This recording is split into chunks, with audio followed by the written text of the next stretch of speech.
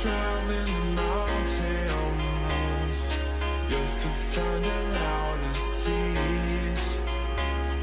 We sat down by the fire, knowing we could aim higher, but we didn't know that yet. So if you want something to hold on to, gotta find it first. But here I am, 'cause I've been laying under palm trees, waiting for the summer, knowing there's nowhere to go. 'Cause I am happy on this island, wanna be my farmland. I don't ever want to leave, I'm in a tropic club.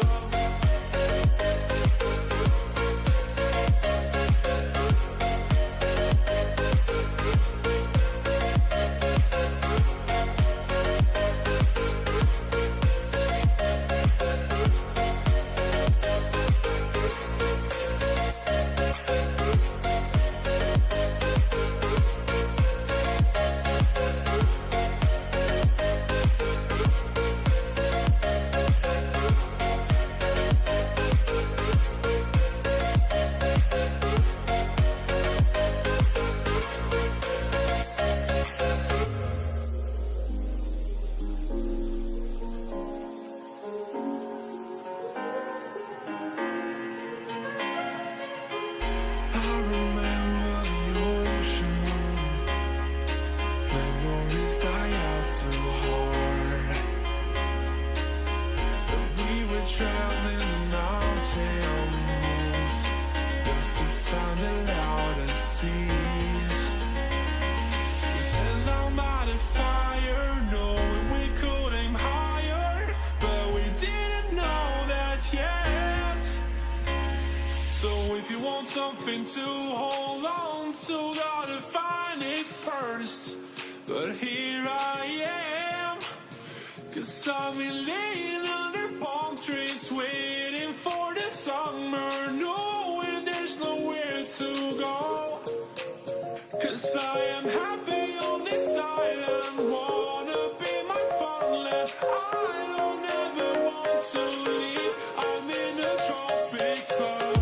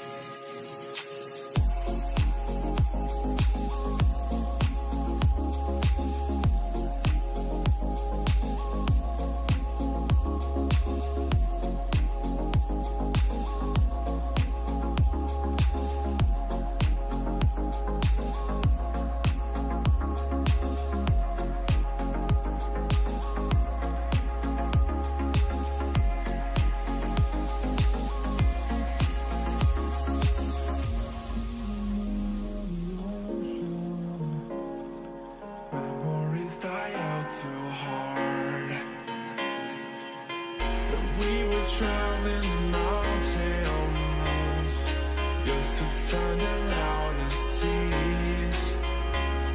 We sat down by the fire, knowing we could aim higher, but we didn't know that yet. So if you want something to hold on to, gotta find it first. But here I am, 'cause I've been laying under palm trees, waiting for the summer, knowing there's nowhere to go. 'Cause I am happy on this island, wanna be my farmland. I don't ever want to leave, I'm in a tropic club.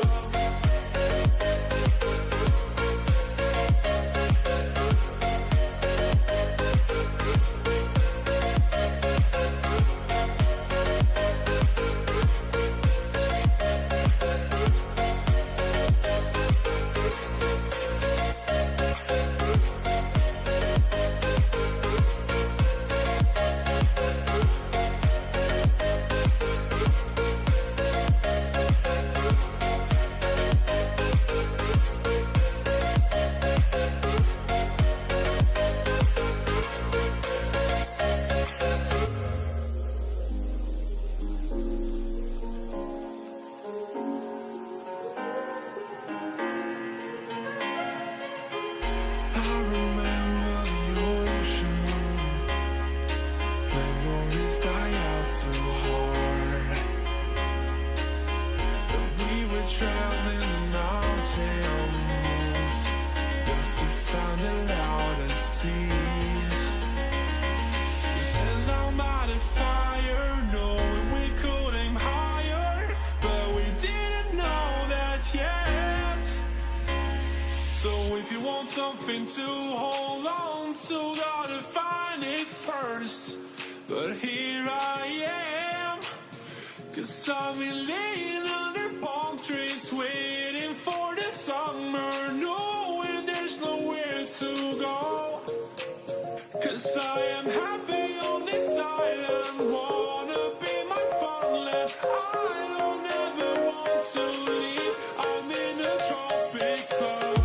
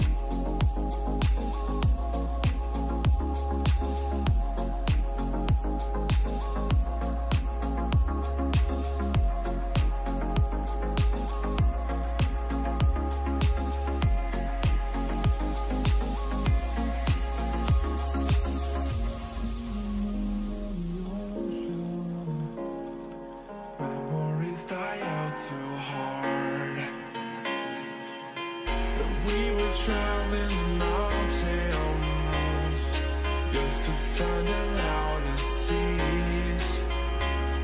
We set down by the fire, knowing we could aim higher, but we didn't know that yet. So if you want something to hold on to, gotta find it first. But here I am, 'cause I've been laying under palm trees, waiting for the summer, knowing there's nowhere to go. 'Cause I am happy on this island, wanna be my farmland. I don't ever want to leave, I'm in a tropic club.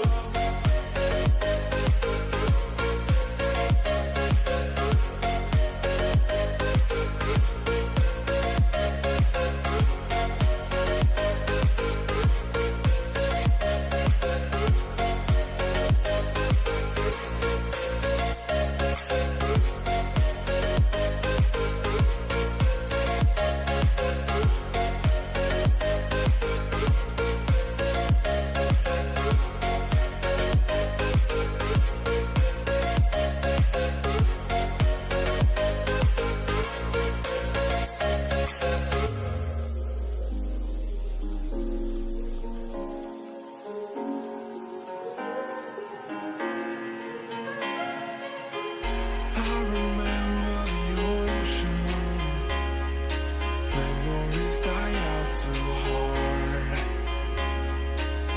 But we were traveling the mountains just to find the loudest tears. We sat down by the fire, knowing we could aim higher, but we didn't know that yet.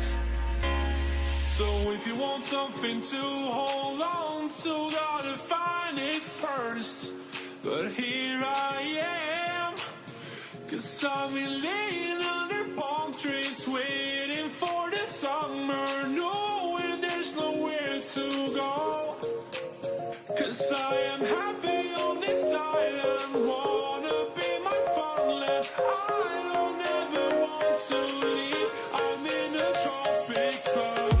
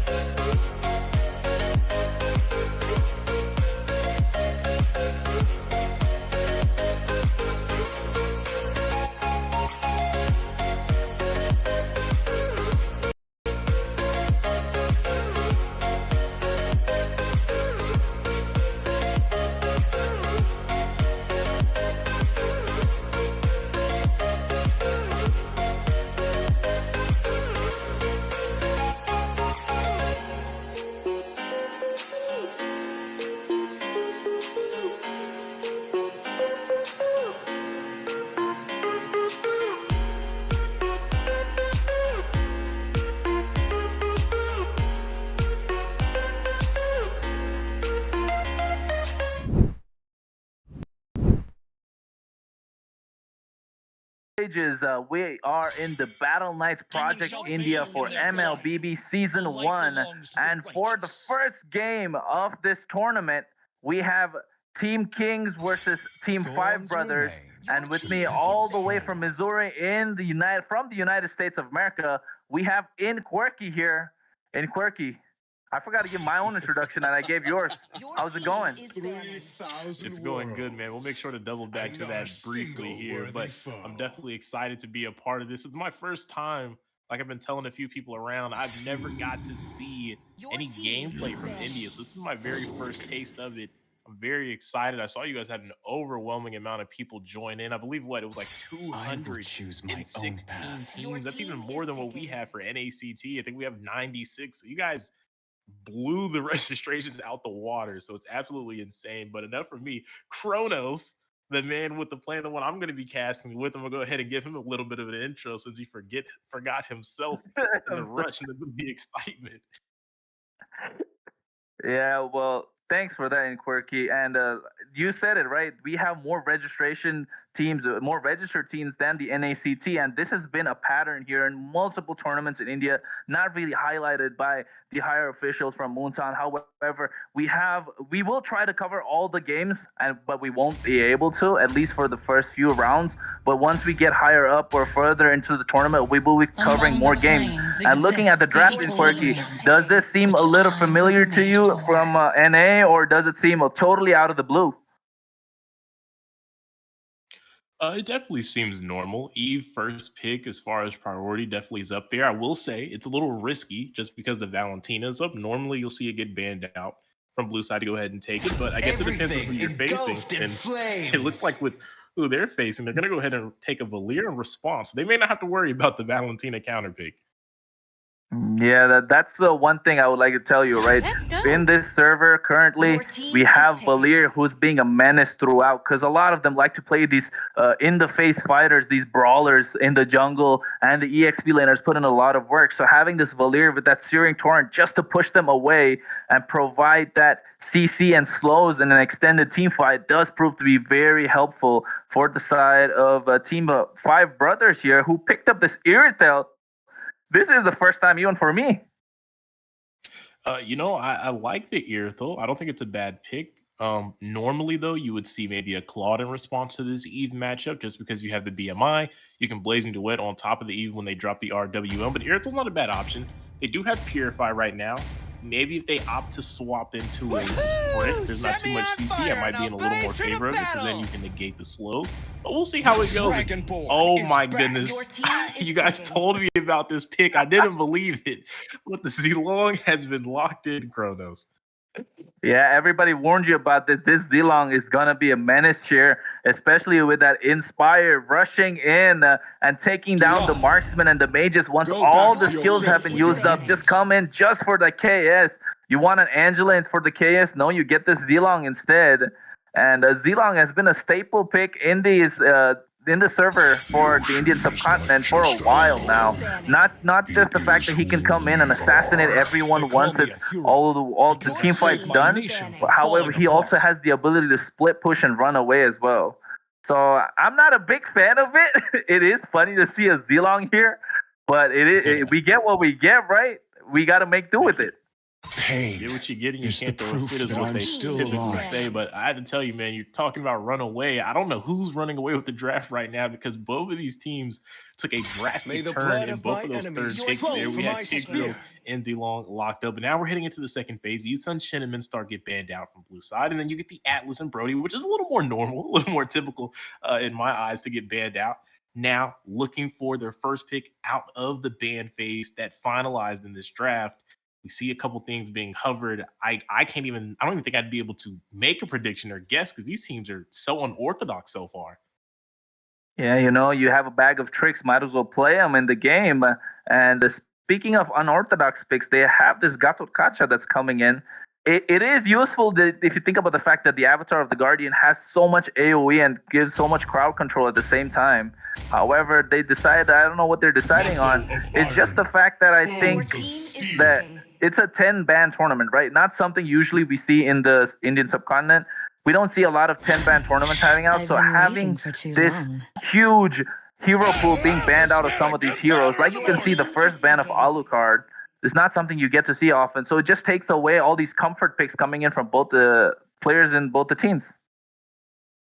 Yeah, I mean, these are definitely some unusual suspects, but that's what kind of makes these events pretty exciting. You were talking about bag of tricks. These pocket picks can bring that next level in the game if you're able to execute them right. And I'm always a fan of kind of stepping outside the norm, stepping outside of what's considered meta, because that's where you really find a team's identity. That's where you can get creative and bring some of that flavor that you're able to create with your own roster when you're stepping into these competitive scenes. And this is really what I expected coming over to India. Maybe not some of these picks in particular, but I did expect things to be different, things to be fresh. And I can't complain because that's exactly what we're getting as we're starting to load up to get into the first match here, Kronos. Yeah, it does give us a little bit of time while we're in the loading stream to look at all their emblem setups. Anything different or anything funny that you find in Quirky? From emblem setups, I mean, if we're really looking at it, nothing seems too crazy. I will say the Valir, his emblem, he has the custom mage. Normally with these Valirs, they take the basic common emblem just so I mean, you're unlimited spam. It's like playing Mortal Kombat. You just keep pressing the same button when you have that emblem set up. You can just Go, keep Kim. throwing out those fire torrents. Yeah, that is true. That custom emblem does give out all that mana regen, the hybrid regen that you get from it, and not to forget that 22 adaptive attack that adds on so much as well, along with your kit.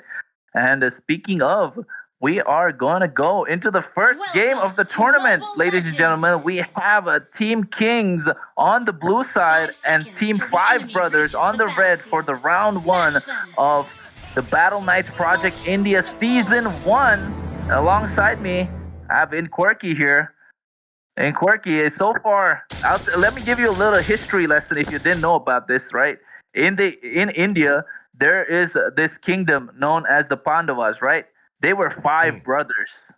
So they were five brothers who ruled in the Indian subcontinent for a while, and they were taken down by this singular king in the name of Yudhishthira, who actually won the kingdom by gambling it away with one of the five brothers. So let's see, are we going to see somebody gambling this match away, or will we see them doing well? I mean, now that you gave me that history lesson, I almost have to say, was this purposely set up? Wait a minute. Got the Kings going against the five brothers. It's almost too good to be true. But now we're going to see who's going to be able to rewrite history here, see if things end up turning a little differently. We're still very early on in this match. Not too much has happened. No early skirmishes, which I'm normally see a lot more in my own region, but it seems things are a little more calm, a little more peaceful, especially with the Valir pick. From the side of five brothers, not as aggressive as I normally get to see it executed on. Yeah, I think they're waiting for their Roamer and Shikar to reach that level 4 power spike or have that implosion, and he'll be able to. Meanwhile, the taunt coming in from Mozui here. Aster breaks his Faraga armor and escapes, and here's a Death Sonata onto Joyboy, who uses the Iron Hook and flickers but does not catch anybody. That was premeditated too early, I think. It definitely was too early. I mean, you got to be quicker than that, right? To be able to land that with the flicker. Love the confidence. He used it before he even was able to connect with anyone, but maybe should have waited a little longer because now Turtle's up. And if anything happens, especially with this Valir, if he gets caught 2 times by the Searing Turret, maybe gets stunned, it might be GG's for him because he won't have that spell for escape. But we'll have to see because right now, it seems like the brothers are a little distracted down on the bot side. Yeah, you see the flip coming out. Avatar the Guardian used, however, he escaped, but gets the first blood on towards Li Xiao, and he goes down. We were talking about this Zilong making an impact in the draft, and he does. Meanwhile, the Turtle Pit, the last Insanity, gets the turtle, and Astra walks away. That's a really good early trade for the side of the Kings. I don't even know if we can call it a trade because five brothers got absolutely nothing out of that. I mean, kill and objective going to the hands of the Kings here, already trying to go ahead and preserve the kingdom, trying to keep the story the same as you told me in our quick history lesson 101 for India. The brothers need to band together and make some quick adjustments right now. You don't want to fall behind with the composition that they have. They have the Valir, they have the Granger. They definitely have some geared up picks in the mid and jungle for this early type of composition. They got to be able to make it work, though. If they don't execute on it, these picks are not going to be too detrimental later on. Yeah, meanwhile, the top lane, you see this Irritel being zoned out by Joyboy and God War here. Tigreal goes in. Shikar, he might get hooked, however, he does. That's another miss on the Iron Hook. In the early game, the point of having a Franco in your team is to get these sets, get these hooks, where you'll be, meanwhile, we can see the implosion for 2 men. He pushes them back, and that's the Death Sonata that gets the double kill.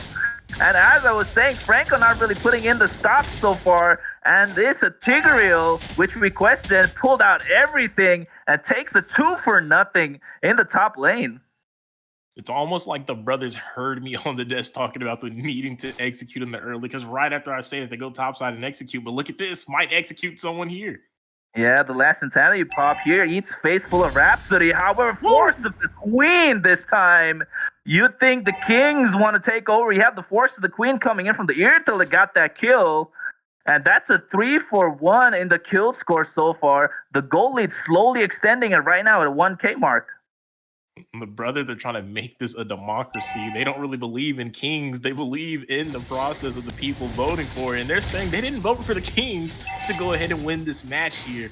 They started out pretty sloppy so far. Ooh, bot side. And bot side, Ira got that kill after getting that flip onto him. Made sure the Mozui here was forced to use his vengeance as well, just overextending a little bit. Meanwhile, on the top side, we see Joy Boy. He lands the hook. He goes for the Bloody Hunt. Real world manipulation drops. The heavy crossbow as well. However, the implosion comes out, gets stunned. The Joy Boy here will not go down. Granger with the Death Sonata takes down God War. Last insanity pop. Astra might go down. Yes, he does. And Smart Missile here. He gets the. Oh, not enough to get that double. However, does get a shutdown onto this Granger, and seems like this X-Borg will go down as well. And with that, Joy Boy goes down, just providing a little bit too much sustain for his team, taking the turret aggro and falls in the process. You know, I don't know if that's too bad for the side of the brothers there. I mean, obviously it ended up losing some members, but Irrital was able to pick up 2 kills in the early game. It's going to be very nice for them. Astray, though, is going to be able to pick up that turtle uncontested, as the Valier is going to end up popping his ultimate. Not really sure why he went ahead and used it there, but it is going to be a waste now. Doesn't have that. Joy Boy was looking for the hook. He's starting to pick up the slack a little bit right now, Kronos. Yeah, he's finally getting. You see the Bloody Hunt speaking up. The Smart Missile comes out. Li Xiao here caught in the rear RWM, and Shikar here dashes in. However, he gets hooked once again and flickers out. Avatar of the Guardian right onto the sheave, takes him down. The Granger gets a kill. And here, Astra, you're just running in deep into the animal jungle. Will he survive? Will he go down? He does go down. You don't want an Irrital chasing you, especially after you have the basic deck while you can move in. Meanwhile, the top lane, God War gets that. Joy Boy lands the iron hook this time. But however, no follow-up. He eats a face full of Rhapsody, forced to flicker out the spinning light wheel just to slow them down and disengage. That was, I would say, a fair trade. However, God War did get that top lane turret. And we're able to get that turret courtesy of those speedy light wheels. But again, I'm not sure. I mean, it's very even. The trades have started to pick up for both sides. I mean, we're looking at a gold difference of only 400. That's not huge at all. In a game like Mobile Legends, things can change rapidly. Speaking of things changing rapidly, Z-Long is getting quickly online. He found the Windtalker not too long ago, and he just picked up the Scarlet Phantom. So he is starting to pick up some momentum here, and that might be very dangerous for the brothers Kronos. Yeah, the brothers here want to gank the bot lane, cutting down that lane from Mozui here. Death Sonata on towards Astray. However, not enough follow-up, not enough damage. They need that flicker from this Tigreal to actually have a surprise engage. And with that not up in the next 40 seconds, and this turtle coming up at the same time. Meanwhile, in the bot lane, he gets a flip as I speak, but to no avail. Vonzi here just trying to provide a little bit more vision and information for his team. And Quirky, seems like the turtle is up right now. It is up, and again, God of War's already used the speedy light wheel, so he's going to be losing a little bit of DPS if a fight does break out. Joy Boy was looking for a potential pick-off, wasn't able to land an ult, but he does have the ultimate right now, and the flicker isn't too far behind, so there's potential for a huge play for them again, as it looks like a contest is happening. Oh, yeah, he gets Joy Boy with the hook and the RW in the right time. Astray gets the kill, gets the turtle as well. The Avatar of the Guardian on 2, however, the last insanity pops, and that's a lot of 2 damage. Implosion comes out, but there's no follow-up as God War gets another kill, and he gets a double. And finally, Valier just a single kill to pick up the spoils. That's a 4-for-1 trade, giving away the turtle as well. The Kings are ruling at this point of the stage. You know, and I think it's so funny. Both of the marksmen here in this fight end up falling, but they both picked up Wind of Nature early too for extra sustainability, and it didn't matter at all that they locked it in for their second item. So I just think that is a hilarious thing for both of them to end up falling early on in that engagement, even though they picked items to sustain themselves a little bit longer ahead of that turtle contest. But with that being said, again, teams still breaking out kind of even, but now the Kings are taking a bit of a lead, right? We went from that 400 difference. Now we're sitting at about 2K, so things are starting to go in their favor. At this point, you wonder, can they keep that momentum? We were talking about the Z-Long. He's ramping up. They're going to be scaling extremely hard through the mid game with X-Borg, with Carry, with this Eve.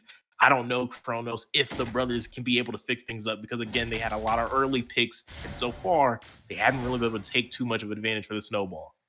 Yeah, they haven't absolutely. Right now, they got to rely on this late game Irithel. However, it does take a little longer than for the Irithel to scale up, and rather than the carry. Correct me if I'm wrong, Quirky. I think the carry hits a power spike in 2 items, whereas the Irithel probably needs 3.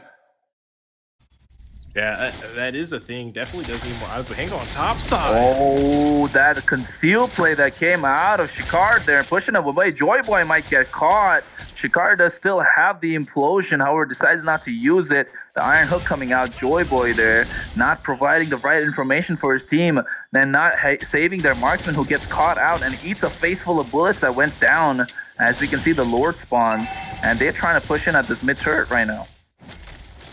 You know, you were talking about the items, right? Especially with Irithel. I always had this thing with Irithel where it just seems like it's not like a 3, maybe 4 item pickup and then you feel the damage really click. It feels like you literally have to go full build before it feels like you're really doing damage with Irithel. And I have to say, using the Purify and not having the sprint also means we're going to lose out on the extra DPS because we know how the passive works.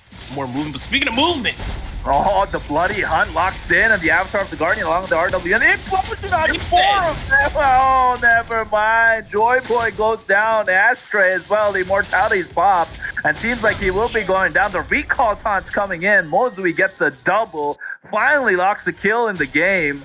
And right now, God War might be thinking of actually going to war with Mozui here. Nobody there to back him up. Zilong, meanwhile, the bot side pushing. We spoke about this before. God War with the speedy light wheels. And the vengeance pop from Mozui as well. He takes him down. Bonzi gets the kill. And right now, it feels like it's an even game. Yeah, I definitely feel like after that engagement, things seemed so right for them, and it quickly turned around. That was a huge set from Shakar on the Tigreal, who's had a pretty quiet game up to this point, but boy, did he come up when it mattered most, was able to deny the pickoff to the Lord transition. They made them have to stall out. Now everyone's back on the board. At this point, all they need to do is be able to fix up these waves. We see top side, it's obviously in favor for the Kings. Zilong's been split pushing bot side the entire time, but hang on, Kronos. There's a conceal that has been utilized. They want the pick off from Joy Boy. Yeah, you know, Joy Boy has been really great at his pickoffs after we said he wasn't getting any. Yes, and the hook and the bloody hunt. RWM goes down. Speedy light wheels as well. I wait, Scarf flickers up. Oh, Avatar of the Guardian, and he goes down with the steering torn push as well. The last insanity, will he be used? No, it doesn't. Death Sonata comes out, and we see the speedy light wheels again. Mosby, Carpage, and Rocket Heart Blaze goes down as Ashtray. Did Ashtray get that kill, or did God War? I'm not even sure at this point. I think it was Ashtray that ended up picking it up. But I have to say, man, again, they went for the pickoff, and it was okay. It was decent. Maybe not the best target, but when you're playing the pickoff, you try to take whatever kill falls into your hands. Unfortunately, they weren't able to go ahead and take out Shakar in time, and then the re-engage once again that we saw previously, it came back again. But at least this time they were able to break even, right? 1 for 1 in the trade, so they're not going to end up, neither team's going to be able to have advantage to take the Lord. So we're going to keep stalling. We're going to keep buying time. But right now, the Kings do have prime position in the middle river bushes here on both of them. Anything is possible while they do have Joy Boy on this Franco right now. Yeah, that is true. The pickoff potential is at the highest, right? And knowing that this Zilong here, Ira, split pushing on the bot side, taking away the attention from the side of the brothers, dividing them, I think that's a nice way for them to actually win this game. Divide and rule, divide the attention of the 5 brothers, don't let them be united, and slowly but steadily you will get a kill. As we see Shikar here, he might get caught. Joy Boy with the conceal play, he goes in. Will he catch land the hook? He does not. Here, implosion from Shikar on towards Ashtray. Heavy crossbow being used as well. Will Joy Boy go down? Yes, he does. Real world manipulation drops. That's Sonata in a face full of that. The winner trust is coming in play. However, he gets the kills. Avatar of the Guardian user was at the 3-for-0, 3-for-1 trade. It's just, meanwhile, the Zilong is just split pushing in the mid lane. As I said, you got to keep your eye on it. But I think this is an easy lore take for the brothers. You know, speaking of lore takes, right? You mentioned this divide strat. Really, especially as the Kings, you would think they'd absolutely execute on the divide and conquer strat. But speaking of divide and conquer, Ooh, the Death Sonata of Astra eats another face full of it. This whole game, this Granger, right? I don't know how to pronounce his name. Linux or LNXEXE. He's been on point with his Death Sonata, right? Hitting all three of those bullets, and they do massive damage from maximum range. So he's been on point with that, and especially given the fact that in Quirky, I think Shikar has been on point with the implosion, but the re-engage that comes in from Mozui has been even better as the Lord marches in from the mid lane. That's right. And right now, I'm really curious on why the Kings are so divided. Is no one going to come help defend this Lord? As LNXE and Mosey are running it down right now. Yeah, even baited out the RWN as the Lord chunks down in the mid turret. They might actually not get all the Avatar, the Guardian used. Everybody flickers out, however. That Sonata comes out as well. Joyboy might get caught. He's quite low, heavy crossbow. Implosion comes out, however, last insanity. Shikar did use the flicker and went in, however, did catch anyone. Astray, Immortality pop, takes down Mosui in the process. Mid turret falls, and Astray might go down as well. He does not miss. Rhapsody misses the one minion that's there. Will they take it down? No, they do not. Overextending. And the Speedy Lightweight comes out RWM, but there's no follow-up as they all disengage. They use the even based on the Purified Zilong. Finish the game. We were totally focused on the game and forgot about Zilong as he takes down the crystal. In Quirky, we were talking about it. We got to keep our eyes on the Zilong. They divided them and they conquered as they should with the Kings. Man, I started calling it out at the last second. I was watching and I'm like, wait a minute, there's still somebody missing. And who was it? It's the guy that was missing all game, pushing through that bot lane side of the map, found his way to the tower and a 1v1 with Lear, and the Searing Torrents just could not protect the tower. The Kings do execute the divide and conquer. Some of us will stay back and defend, but that Zilong guy, we're sending him on a suicide mission. It's do or die. And boy, was he able to do it. Yeah, you can even look at the statistics coming, right? And Quirky, look at that turret damage. He did 89%. The damage he did to the heroes was only 6%.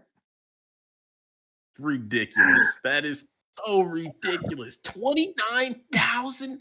That is an insane amount. I mean, literally, it was almost as if they were like, you know what? We're just going to 4-man operate this entire match Zilong. You just find an open lane, crack open the base, and when we need you most, when we're with our backs against the wall, you do what Zilong does best, and that's find the back door. And he couldn't have done that at a better moment. They had a successful defense. All the members weren't able to recall. I was actually wondering, too, when the RW dropped down, I'm like, well, man, it wasn't really in a great spot for the follow-up, like you said. But it was great to stop them from being able to get a recall off because that's all they needed, a little more time. And that was all it took for them to find that victory there. Yeah, it's like history repeats itself, The brothers gamble on having Valir go and stop the Zilong. However, did not work out. The Zilong ended up taking their base, taking down the crystal.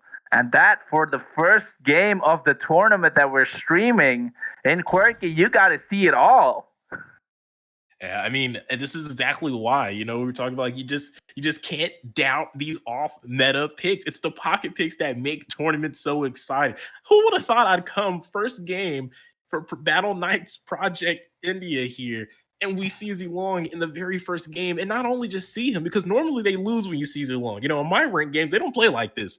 But over here, they win games in the tournament when you're kicking off this amazing event, and that is one way to get the party started.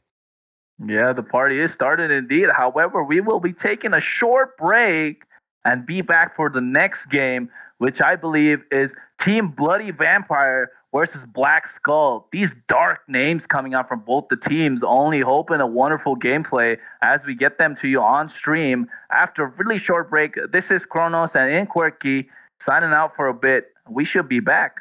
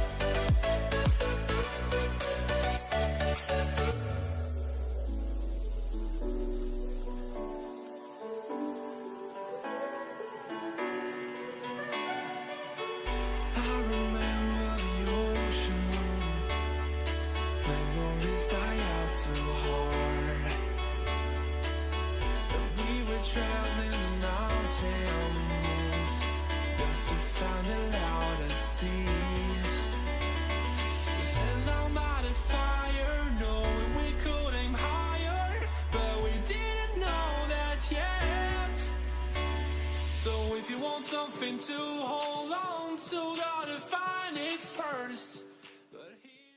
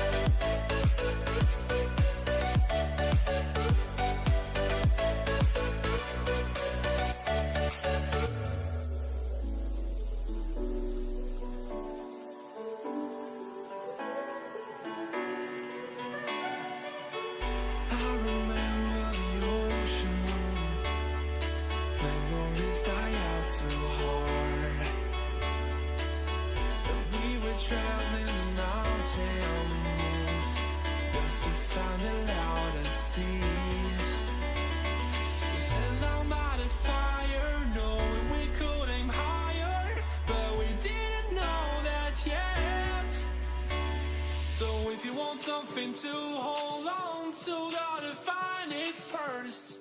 But here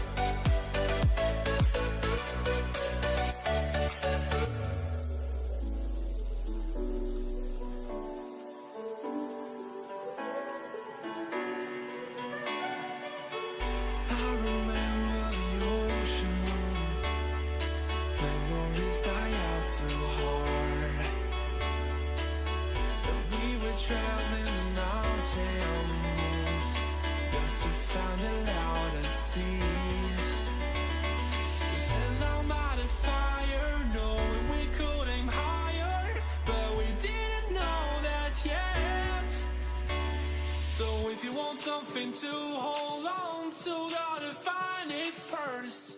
But here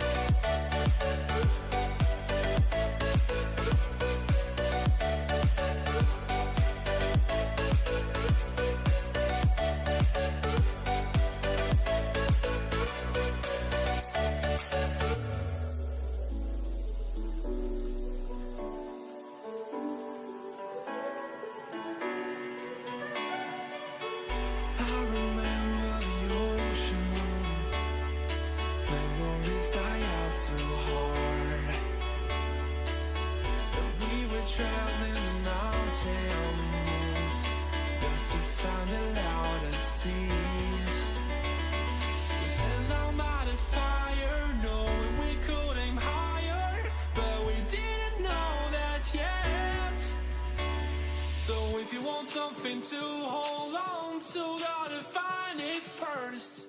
But here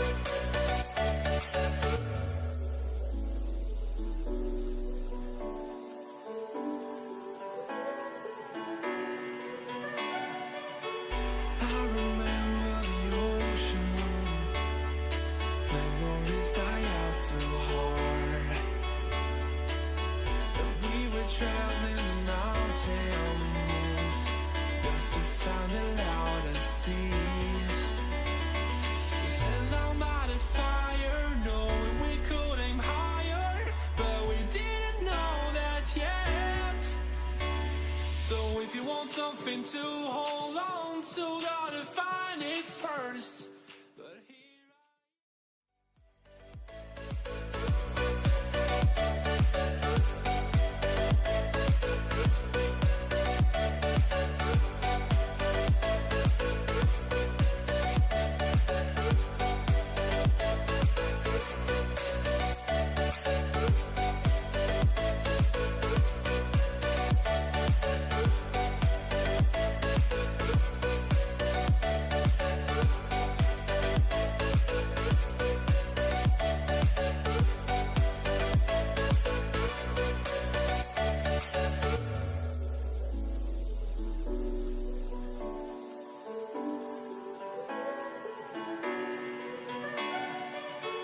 I remember the ocean, memories die out too hard. But we were traveling the mountains just to find the loudest tears. We set our mind at fire, knowing we could aim higher, but we didn't know that yet. So if you want something to hold on to, gotta find it first. But here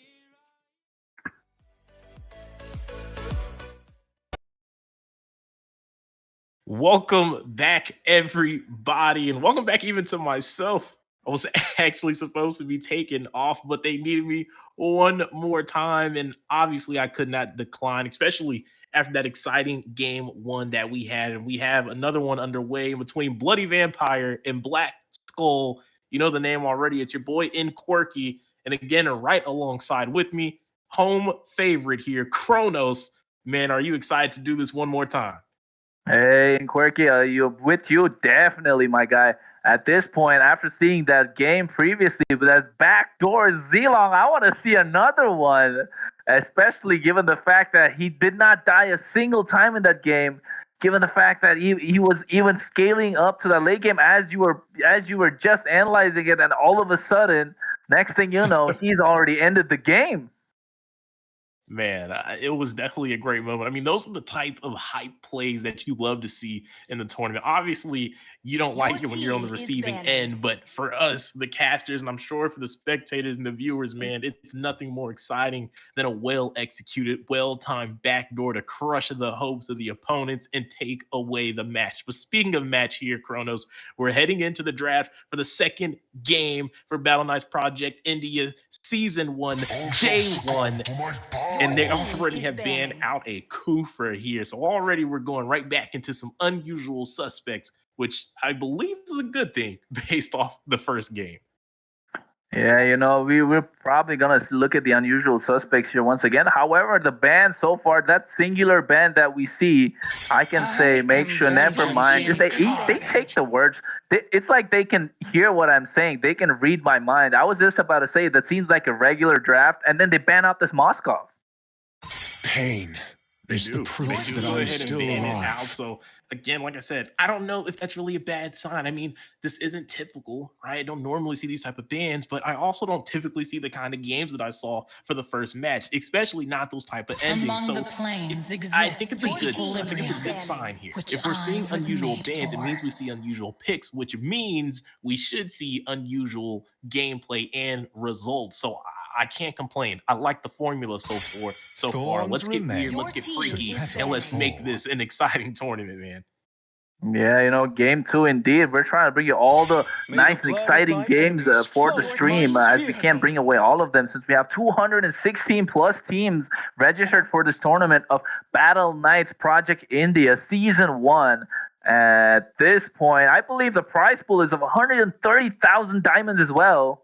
And looking at the ban so far in Quirky, I'm not sure about this Lancelot ban, but I think it's probably just a respect ban, maybe. It is a respect ban. And speaking of respect, you said it earlier, how much the Valir pick is utilized so much here in India, especially in the competitive scene. And I think maybe have to put a little more respect on his name. I normally only see him from one team in North America, and that's Bloodhounds, who's also in the top 8. They love the Valir pick, but over here it seems like everybody has a Valier player at heart ready to go. I mean, this is a first pick Valier too. This isn't on red side or at the end of the draft, a sneaky pop pick. Like they took this up first. This is what we want the most.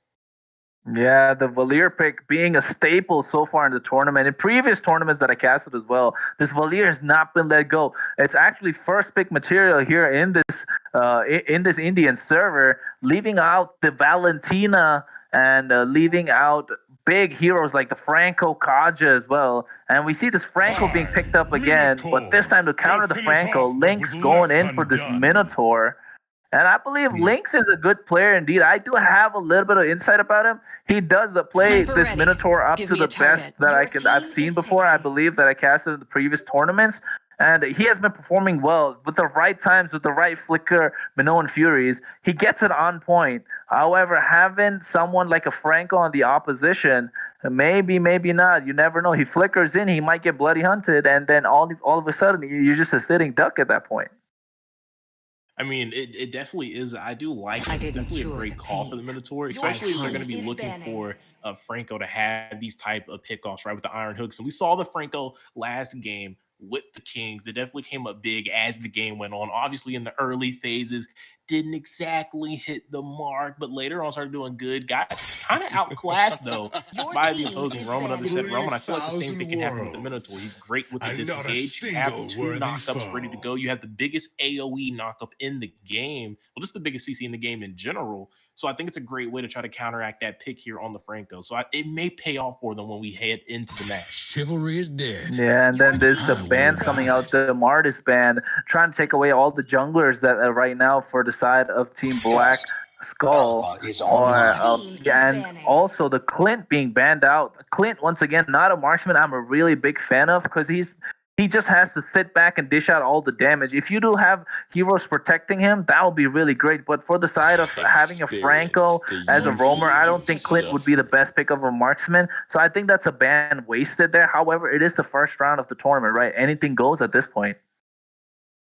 Anything does go. I think that might be the theme for Battleknights Project India Season 1. That should be like the banner, like the slogan. Anything goes when you come over here to play in India, man, because they are not afraid of the comfort picks right now. And they're not afraid to even ban them out either, because Clint the Granger, not really things at the top of the meta, but maybe at the top of the pick list for the people that they're facing. So I think it may have been a good call. I'm not really sure because, again, not really the region, never really been able to see the gameplay, so I don't know the players. So I don't know. Maybe they know something that I don't. Maybe they know something that you don't, or maybe you have more insight on these players. Never ends. Neither does my this Alucard, right? We saw the previous game, the first ban being the Alucard, and he is here to show it off. Demon gonna pop off this Alucard with all those dashes and that burst damage that comes in. And however, this last pick Cho just to counteract that pick. I think that's a beautiful pick coming in with the Cho. It is pretty nice. Now they have some additional pick off. I do think, though, it's a little strange because normally when you see the Franco pick, it's later on in the draft, whether it's in the EXP, whether it's in the jungle, you normally take something with some AoE CC, right? Because that's what Franco doesn't have. He has the Iron Hook, he has the Bloody Hunt, but both for single target. So you try to compensate for that in other roles. So you still have that additional CC if needed, but they double down on a single target. So even though they lose out on the AoE potential, they're very lethal now when it comes to these setups, especially in River if they have good vision denial, crossing through any pass without good bush checking, bush clearing abilities. It could get risky when you have to face the Way of the Dragon, the Bloody Hunt, the Iron Hook, the G Kundu. It's a very scary journey out there in the Lane of Dawn. But speaking of the Lane of Dawn, Chronos, we're heading into game 2.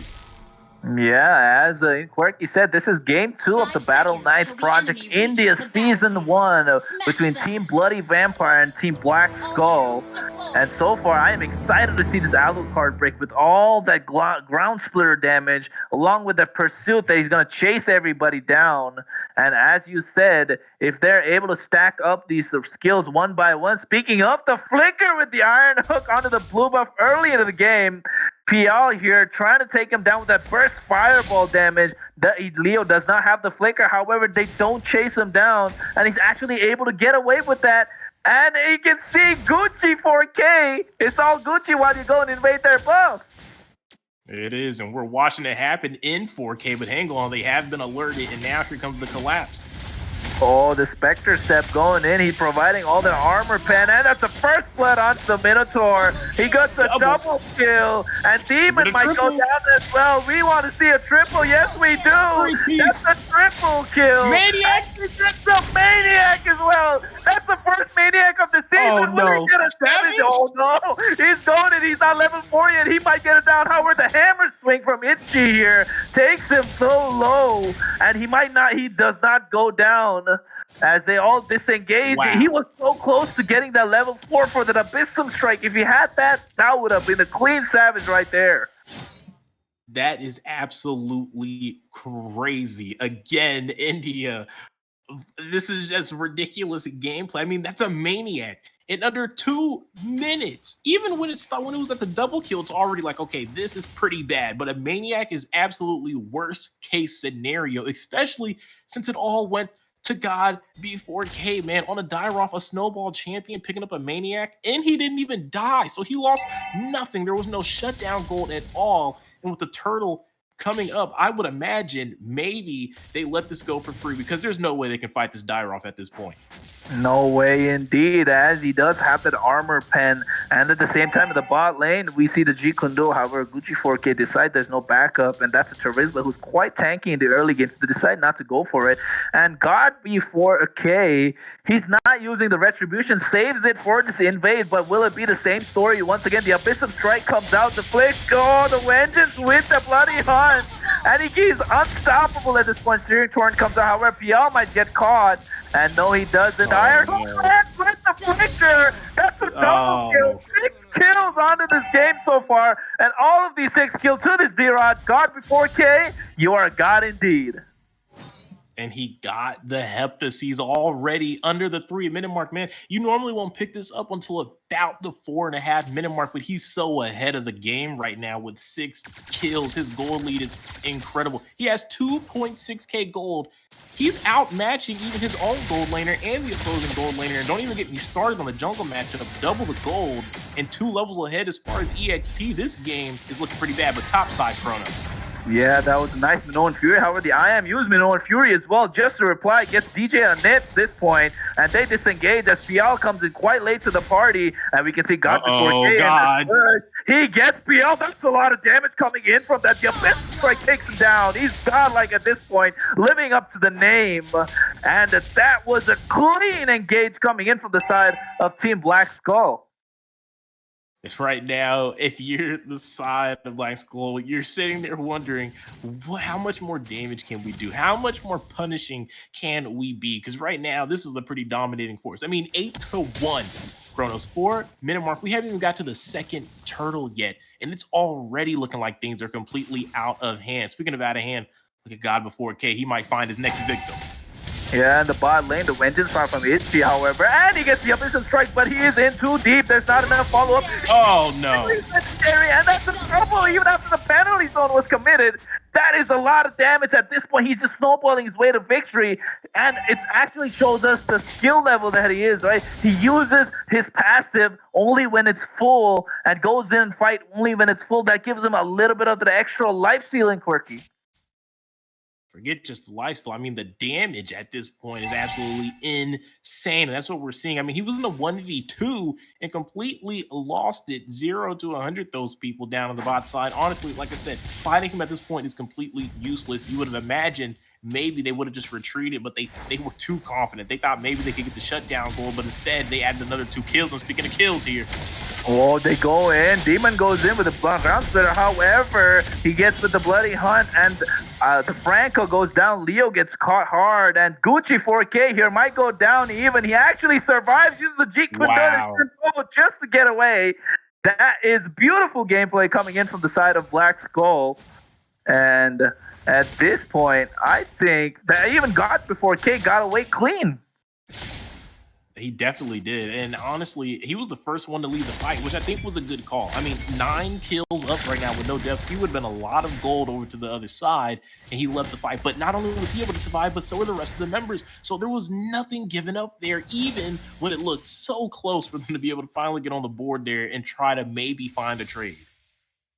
Yeah, meanwhile, you can see in the top lane, we're going to see a three-man gang. God Before K has a lot of damage. The name of the game for Team Bloody Vampire right now is just farm, farm, scale up to the late game, since they have those late game heroes in Quirky.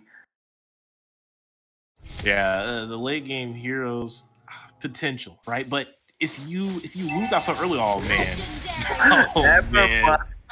That bloody hunt was nasty indeed. DJ on it gets caught out in the top lane of the tri-bush. And to reply to that, they take down Aishi as well. Lynx might be caught hard here, but does not. Chooses to disengage, doesn't want to go in. That was a 1-for-1 trade. However, that's not God Before K, not the kill that they want. Leo here might get the hook. He gets the hook. No. And the Spectre Step goes in and forced him to flicker out after the Abyssal Strike. That was huge. Taking away a flicker from the Minotaur just when the third turtle is up to spawn right now. This is so lethal. I mean, God for K is at such an incredible rate. He's right under 2 kills a minute here. That is something that is just unheard of, especially as a jungler. But hang on, another hook might be another kill. The penalty zone comes out. Vengeance being foxed as well. The Jeet Kune Do comes out. Double kill onto this Valier. And finally, God Before K gets shut down. However, Poultry here pulling out all the stops. Gets a double kill. Wind of Nature pop. But the magic damage is there from Pial. That's a triple kill. And that's what a Valier can do. And that's why people like to pick him first. You know what? That might have helped them potentially get themselves a little bit more in the game. It's going to take a couple more shutdowns before they're completely back, but it's a good step in the right direction. Maybe someone else, it would have been nice to see maybe Demon be able to pick up those kills. Maybe if DJ was included in that fight to pick up those kills, but at this point, you can't really complain. You just have to take what you can get, and at that point, they got quite a bit there, able to pick up multiple kills. This should get them at least a little bit, right, geared towards that comeback potential and bridge the gap into that late game that you were talking about. Yeah, that is true indeed. The Bloody Vampire is coming out at the time of night to play. As we can see, DJ here is alone on the top side, not enough vision. However, they're trying to push this mid lane and from the side of Black Skull. However, Bloody Vampire realized that, and the IMU takes away this Minoan Fury. Now, having all these ultimates, if they stack it up at the right time in Quirky, what would happen?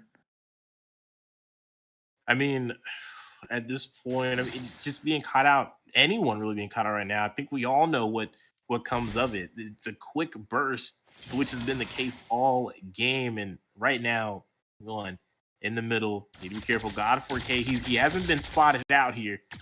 Anyone gets caught by a hook by Leo right now, it could be GG's. He reveals himself, but God 4K is still hiding. But right now, I think they made the call. They got Leslie on the map. She's been spotted out. No one's around her, and they know this. And look at God 4K trying to cut her off. Oh, the bloody hood, the iron hook lands. Lynx here goes for the Minoan Fury. However, Aishi forced to flicker out Pialia with that burst fireball, and Leo as well. He gets the bloody hunt onto Demon, and the Nibiru's passion comes out. However, in the mid lane, you can see the way of the dragon. God Before K gets the kill on towards Lynx. Finally, after such a long skirmish, they divided them so hard, and after dividing, they did conquer indeed. Ooh, but hang on, fight not over just yet, potentially. It doesn't look like they're able to disengage there finally. DJ, little pop shot on the Pochu. Maybe wants to look for a little more. Right now, the Lord has spawned in, and there's still a bit of an EXP gap. Not too much, though. Earlier it was a 2-level advantage to the side of God Before K, but now it's been minimized a little bit, so there's some potential for them maybe to clash it out. They're not down so much in gold either anymore. It's only 1,000 gold, or about a little over 1,500 gold into the favor of red side here. So they may be actually able to contest, or at bare minimum, drag this Lord out a little bit longer. Yeah, we can see that team Black Skull take down this mid turret right now and get the bot turret as well. And they're all focusing their attention to this Leslie and DJ on it. But DJ on it realizes that and just gets out of harm's way. And now I think we should be looking at a potential Lord dance. However, DJ on it spots out Gucci 4K, and the Iron Hook misses as well. You know, honestly, from the side of red side here, I think the call should have been maybe to start that Lord up, and then as soon as they tried to contest, just go straight for the fight because they still have a good advantage as far as in the damage dealers go. I mean, Pochu is still up 1,000 gold. God Before K is also up still 1,000 gold. He's still fed, still does have the potential to go ahead and burst out these key targets. So I feel like maybe a little bait and wait here would be the best strategy for them. Or even right now, like you're seeing from Gucci, maybe have someone solo dance Lord, wait for them to try to contest these common routes through the jungle, and then go for the pick off there. Yeah, looking at the game so far, the Syrian Corn comes out, gets a shot onto Leo. Lynx should know, does not go for the Minor Fury, goes for the penalty zone, and the Minor Fury connects as well. That's another. God Before K actually caught in the midst of it with Here comes DJ. However, that's another kill. DJ gets a kill, double kill from Aishi here. Shut down from Pochu onto this Valir finally. Gucci by 4K gets caught. DJ on it on a double. CEO Pochu right now, will he get it? He does not. He decides not to go for the triple and gets away as they get 3-for-2 trade, and they don't get the main damage dealers that they're supposed to though. They did not get the main damage dealers, but like you said, a trade was made 3-for-2, so neither team's feeling too confident to go for this Lord, and that's all they need, right? Because they're trying to make it to the late game. They're in no rush right now to try to make too many things happen. They just need to stay in the game, try to stay somewhat equal, because right now DJ's starting to pick up the pace. The gold is starting to get closer and closer. God Before K isn't able to go for all these solo engages anymore. We're at the 12-minute mark. Dyrov has officially started to taper off. He's not even really building damage anymore. He just locked in Demon Hunter Sword, which is his first damage item since the Heptases. He built in the Dominance Ice, built in the Radiant in between that time. I'm honestly wondering maybe should he committed a little more harder to the damage to keep that snowball going and maybe have been further oppressive. Switching over to this hybrid build very early on may have been unwarranted, may have dampened his powers a bit. It may have allowed Blue Side maybe to get back in this game. Yeah, true that, right? Taking away all of this damage that he could have outputted, especially having that early Maniac. If I was him, I would have probably gone for a Malefic Roar there. However, he decided to go for that defensive item just to hold up in the team fights. And here, Leo can see Lynx in that bush. Will he go for the hook? He decides not to. You might see an engage coming out. The IMU just to take away that Minoan Fury by Aishi on this Valentina here. And it's just a game of vision so far. It is a game of vision. And honestly, it's going to be hard right now for the pickoff composition to win out. Not because they don't have good pickoff picks, but because DJ has this Leslie. He's able to provide that vision for free without it being detected with the deadly sniper to go ahead and prevent them being caught off guard by the pickoffs. They have the Franco and the Cho, and that is something else I was talking about early on. We're at the draft. They're very pigeonholed into only being able to go for pickoffs. They don't have any AoE CC potential like this Minotaur in the hands of Link. So if they get revealed, there goes the surprise that you need. That's part of the win condition, having the vision denial, and it's just not that easy when you're facing a Leslie. Yeah, speaking of vision denial, you can see that Deadly Sniper coming out once again to actually give away the vision, give away the position of Aishi here, who has the possibly only AoE ultimate by taking away this Minoan Fury by IMU. Gucci 4K might get caught. He does indeed. His flicker not in the right spot, and that's a killing spree towards a Demon right now. That kill go to Demon or DJ on it? I think it went to the DJ. It did go to the hands of DJ, the worst person it could have went into the hands of, because he is trying to catch up desperately here, and he definitely is. I mean, he's locked in that Blade of Despair finally, so he's absolutely on line. I'd imagine he's going in to build the second one now, so those shots are going to get a little more dangerous. Speaking of dangerous, God Before K needs to be careful as he takes 1.4k true damage right there from DJ.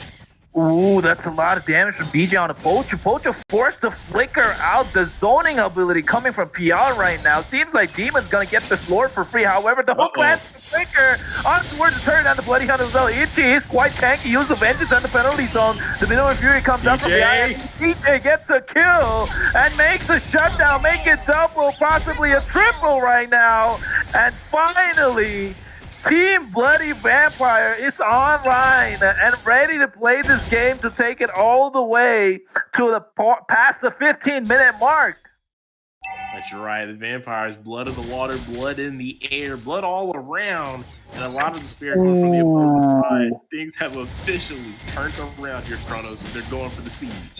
Yeah, you can see they're going away straight in the mid-turret. They're trying to take away this big crystal base as well. The fireball is steering torrent just to provide damage onto Pochu. And right now, way up the dragon on from Gucci. Oh my god, before I said his name, he gets down.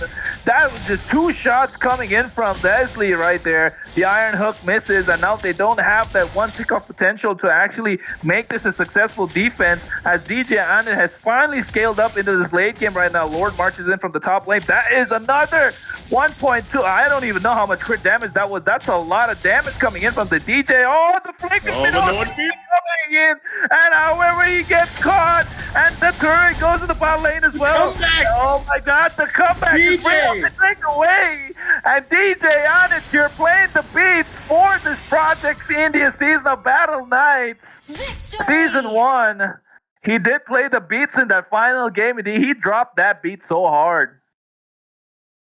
It is just, I don't know, man. Again, you just cannot expect this when you're over here casting for Battleknights Project India. So much just unexpected curveballs that come out here. It looked so confident here with God Before K on the Dairoff, 12-2-5, but that absolutely was not enough to go against the collective team effort here that rallied behind DJ. They did exactly what they needed to do to slow down the bleeding a little bit, transition through that mid into that late game. Once DJ was online, it was over with. We were calling out the damage from the crit from the true damage, and it was just getting to numbers that were ridiculous. You just can't handle that anymore. That early game timer went ahead and ticked out. It ran its last lap around the clock, and at that point, that's when the game turned. The momentum shifted, and DJ led the way, led the rally for the comeback victory, our first comeback victory here for Battleknights Project India, Kronos. Yeah, you know, I was just looking at the comments for the stream, and I see one that I would like to mention out. Shout out to Noel here who mentioned this. The longer the night goes, the stronger the vampires become. And that seemed to be true, as they had the terrible early game, a miserable one. But as it went on to the late game, we saw that damage coming in from Leslie. We saw the damage coming in from Demon on this Alucard as well. Not the best performance, I would say. However, he was able to provide that kills, and he was able to farm up to the late game and equally be there for his team whenever they needed him. And speaking of, that is the first victory for the side of Team Bloody Vampire as they progress to the round 2 of this tournament of Battleknights Project India Season 1. And in Quirky, you broke it down well indeed. I think it came down to the fact that God Before K didn't really pick up those early damage items, decided to go for the tanky route instead. Yeah, I mean, when you're that fed, right, the way he was, when you pick up a Maniac, under 2 minutes, you got to ride that wave until it crashes. And I mean, you got to ride it hard. Grab the surfboard and just ride that thing till you get back to the beach, because that's a point in the game where you just forget all the defensive items. You're at a point where it doesn't really matter. I mean, we saw him take 1v2s in between a Terizla and an Alucard and come out on top and still didn't get taken down. We've seen him invade in the jungle, able to escape without offering up the shutdowns. So it's safe to say he was at a comfortable spot to where he could have absolutely dominated and took control of this game. And I feel like the passive itemization that he decided to go for just didn't match the naturally aggressive pick that he had, and especially didn't match the unnaturally snowball advantage that he had in this match. Yeah, speaking of, we will go into a short break and be back for the third game of the night that we will be streaming, which is Team No Map Sense versus Tranquility. We only find out if they do not have any map sense indeed, as we take the short break, and we'll be back. This is Inquirky and Kronos signing out, and we'll be back after the short break.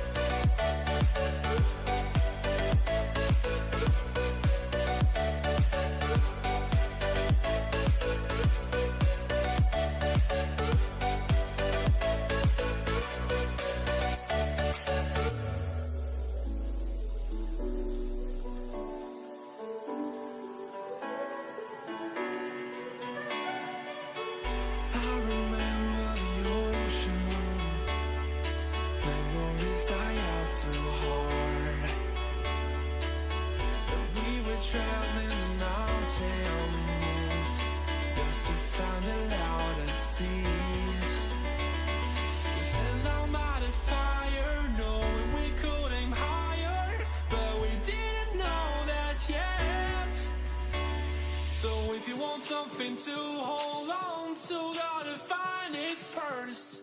But here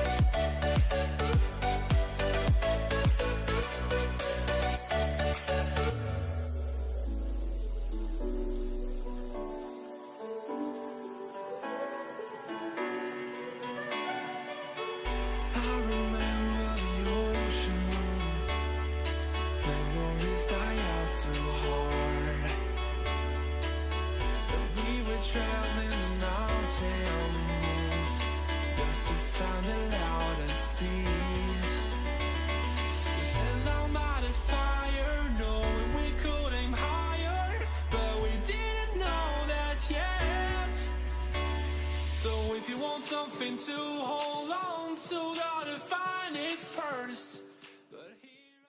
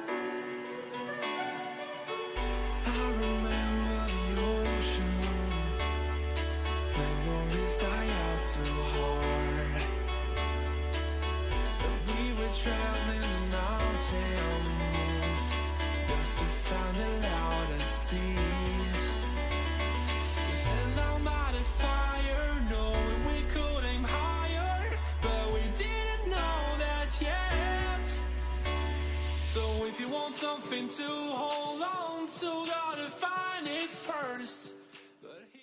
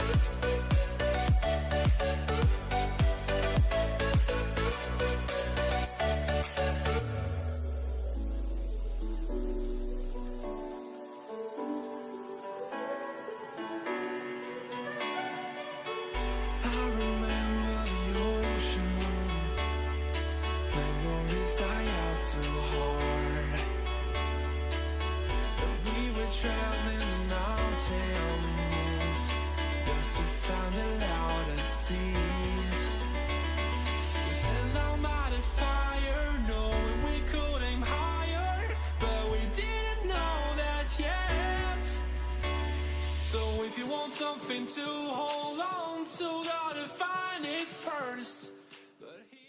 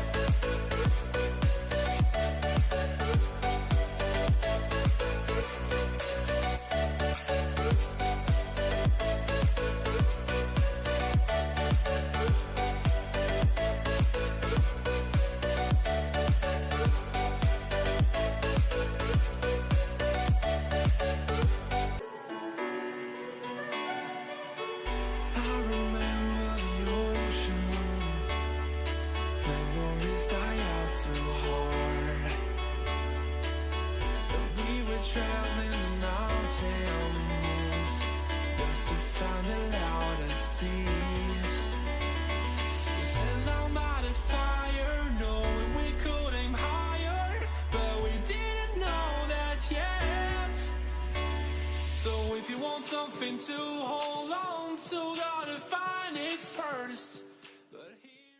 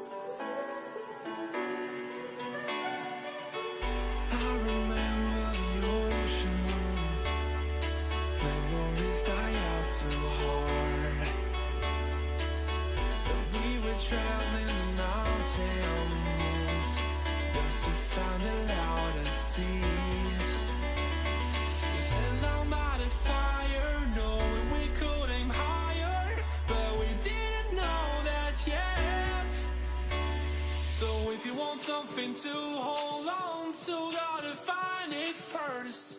But here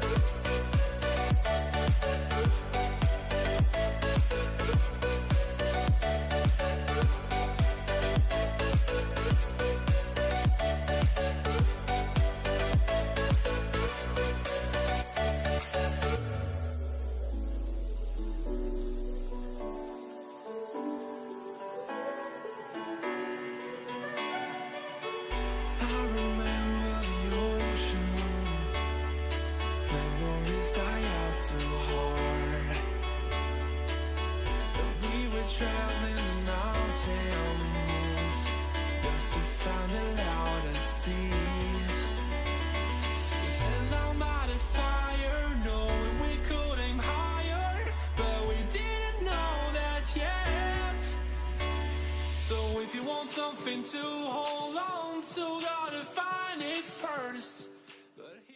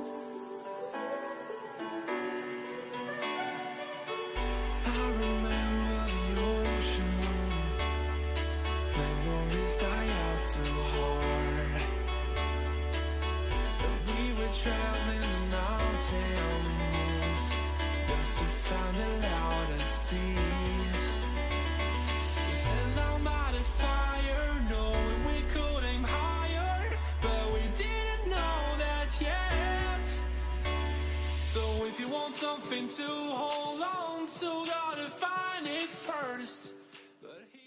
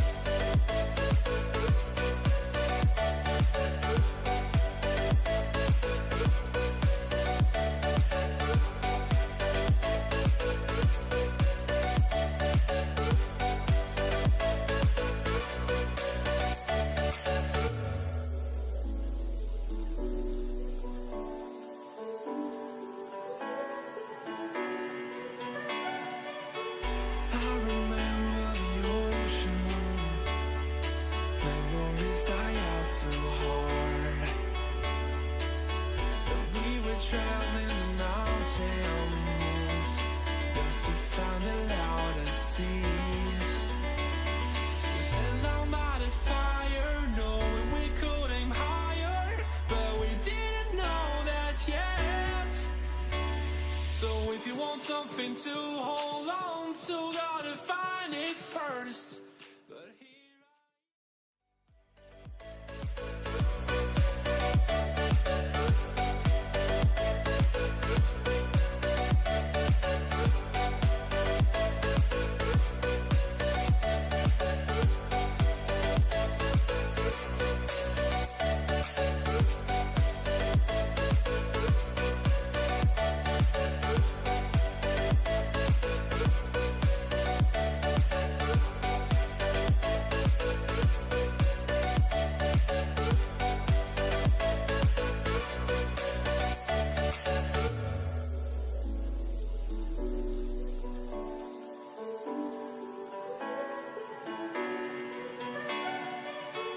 I remember the ocean, memories die out too hard. But we were traveling mountains just to find the loudest seas. We set down by the fire, knowing we could aim higher, but we didn't know that yet. So if you want something to hold on to, gotta find it first. But here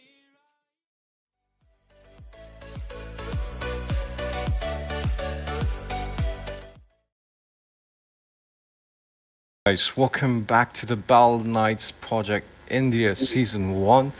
Today we're in day 1 and we have two teams, No Map Sense and Team Tranquility. And it's gonna be a hell of a fun match here watching. We've seen a lot of gameplay from the first three maps. Interesting bands, interesting picks, nice team fights and huge turn of events. I'm Linwell here and I'm joined with Soul Sky. Take it away. Hello, Yeah. hello guys. Welcome to the Battle Knights Project India Season 1 tournament. This is one of the biggest tournament in MLBB India. I'm pretty excited for this match, to be honest. This is No Map Sense versus Tranquility because this is having a prize pool of 130k diamonds. That's a lot of diamonds, and this is a tournament That's a lot. which you can show your skills with your you can show your competence at how much you have got it. So I'm pretty excited for this match. Linwell, what are your thoughts about both the teams? Well, since I don't exactly know how both teams are going to play, it's the first day. We have a lot of teams here. It's in the first drafting phase, so we're bound to see gameplay which we're not used to. Maybe they're going to have some interesting bans and picks. Maybe they have a set plan. We'll only have to wait and see how it goes through. And this is yeah, indeed one of the first tournaments where we have almost all of the regions partaking it. And the three servers, so which they don't usually play together, if I'm sure. So like the meta might be different. Who knows? Maybe some heroes are better than the other, but like there's one thing for certain heroes are still predominant in every server. We have the Leslie picks that are really strong, Valor being prioritized by a lot of teams, and we'll just have to go to a drafting phase and see which team picks and prioritizes what. Exactly, bro. Exactly. I'm thinking of that. These both teams as very capable of it. As we speak, we will move on to the bans. And remember, guys, this is the tournament lobby. And look at the five bans for one team and 5 bans for another team. That's a total of 10 bans. And oh my God, coming here is a ban. It's a Johnson ban. Pretty interesting ban, to be honest, if you ask me, brother. Yeah, that's a bit unorthodox. You don't really usually see a Johnson ban, but maybe who knows? Maybe they know Team No Map Sense. Maybe they know something about Team Tranquility that we don't. It's a bit of a weird ban, but like there's a comfort ban here with the Valor, pretty common here, a bit normalized, and we do. It's gonna be an interesting match, as I said, guys. There's 5 bans, as Sol pointed out. So it's not your usual draft phase. It's not your usual ranking game. And I'm bound by the Gushin ban. Family. Exactly, brother. I think No Map Sense is pointing towards their own, the team name, the No Map Sense. I think they have a little bit difficulty with the map. No offense here, guys. No offense, but the Tranquility is going with a standard ban of the Valor and the Alot.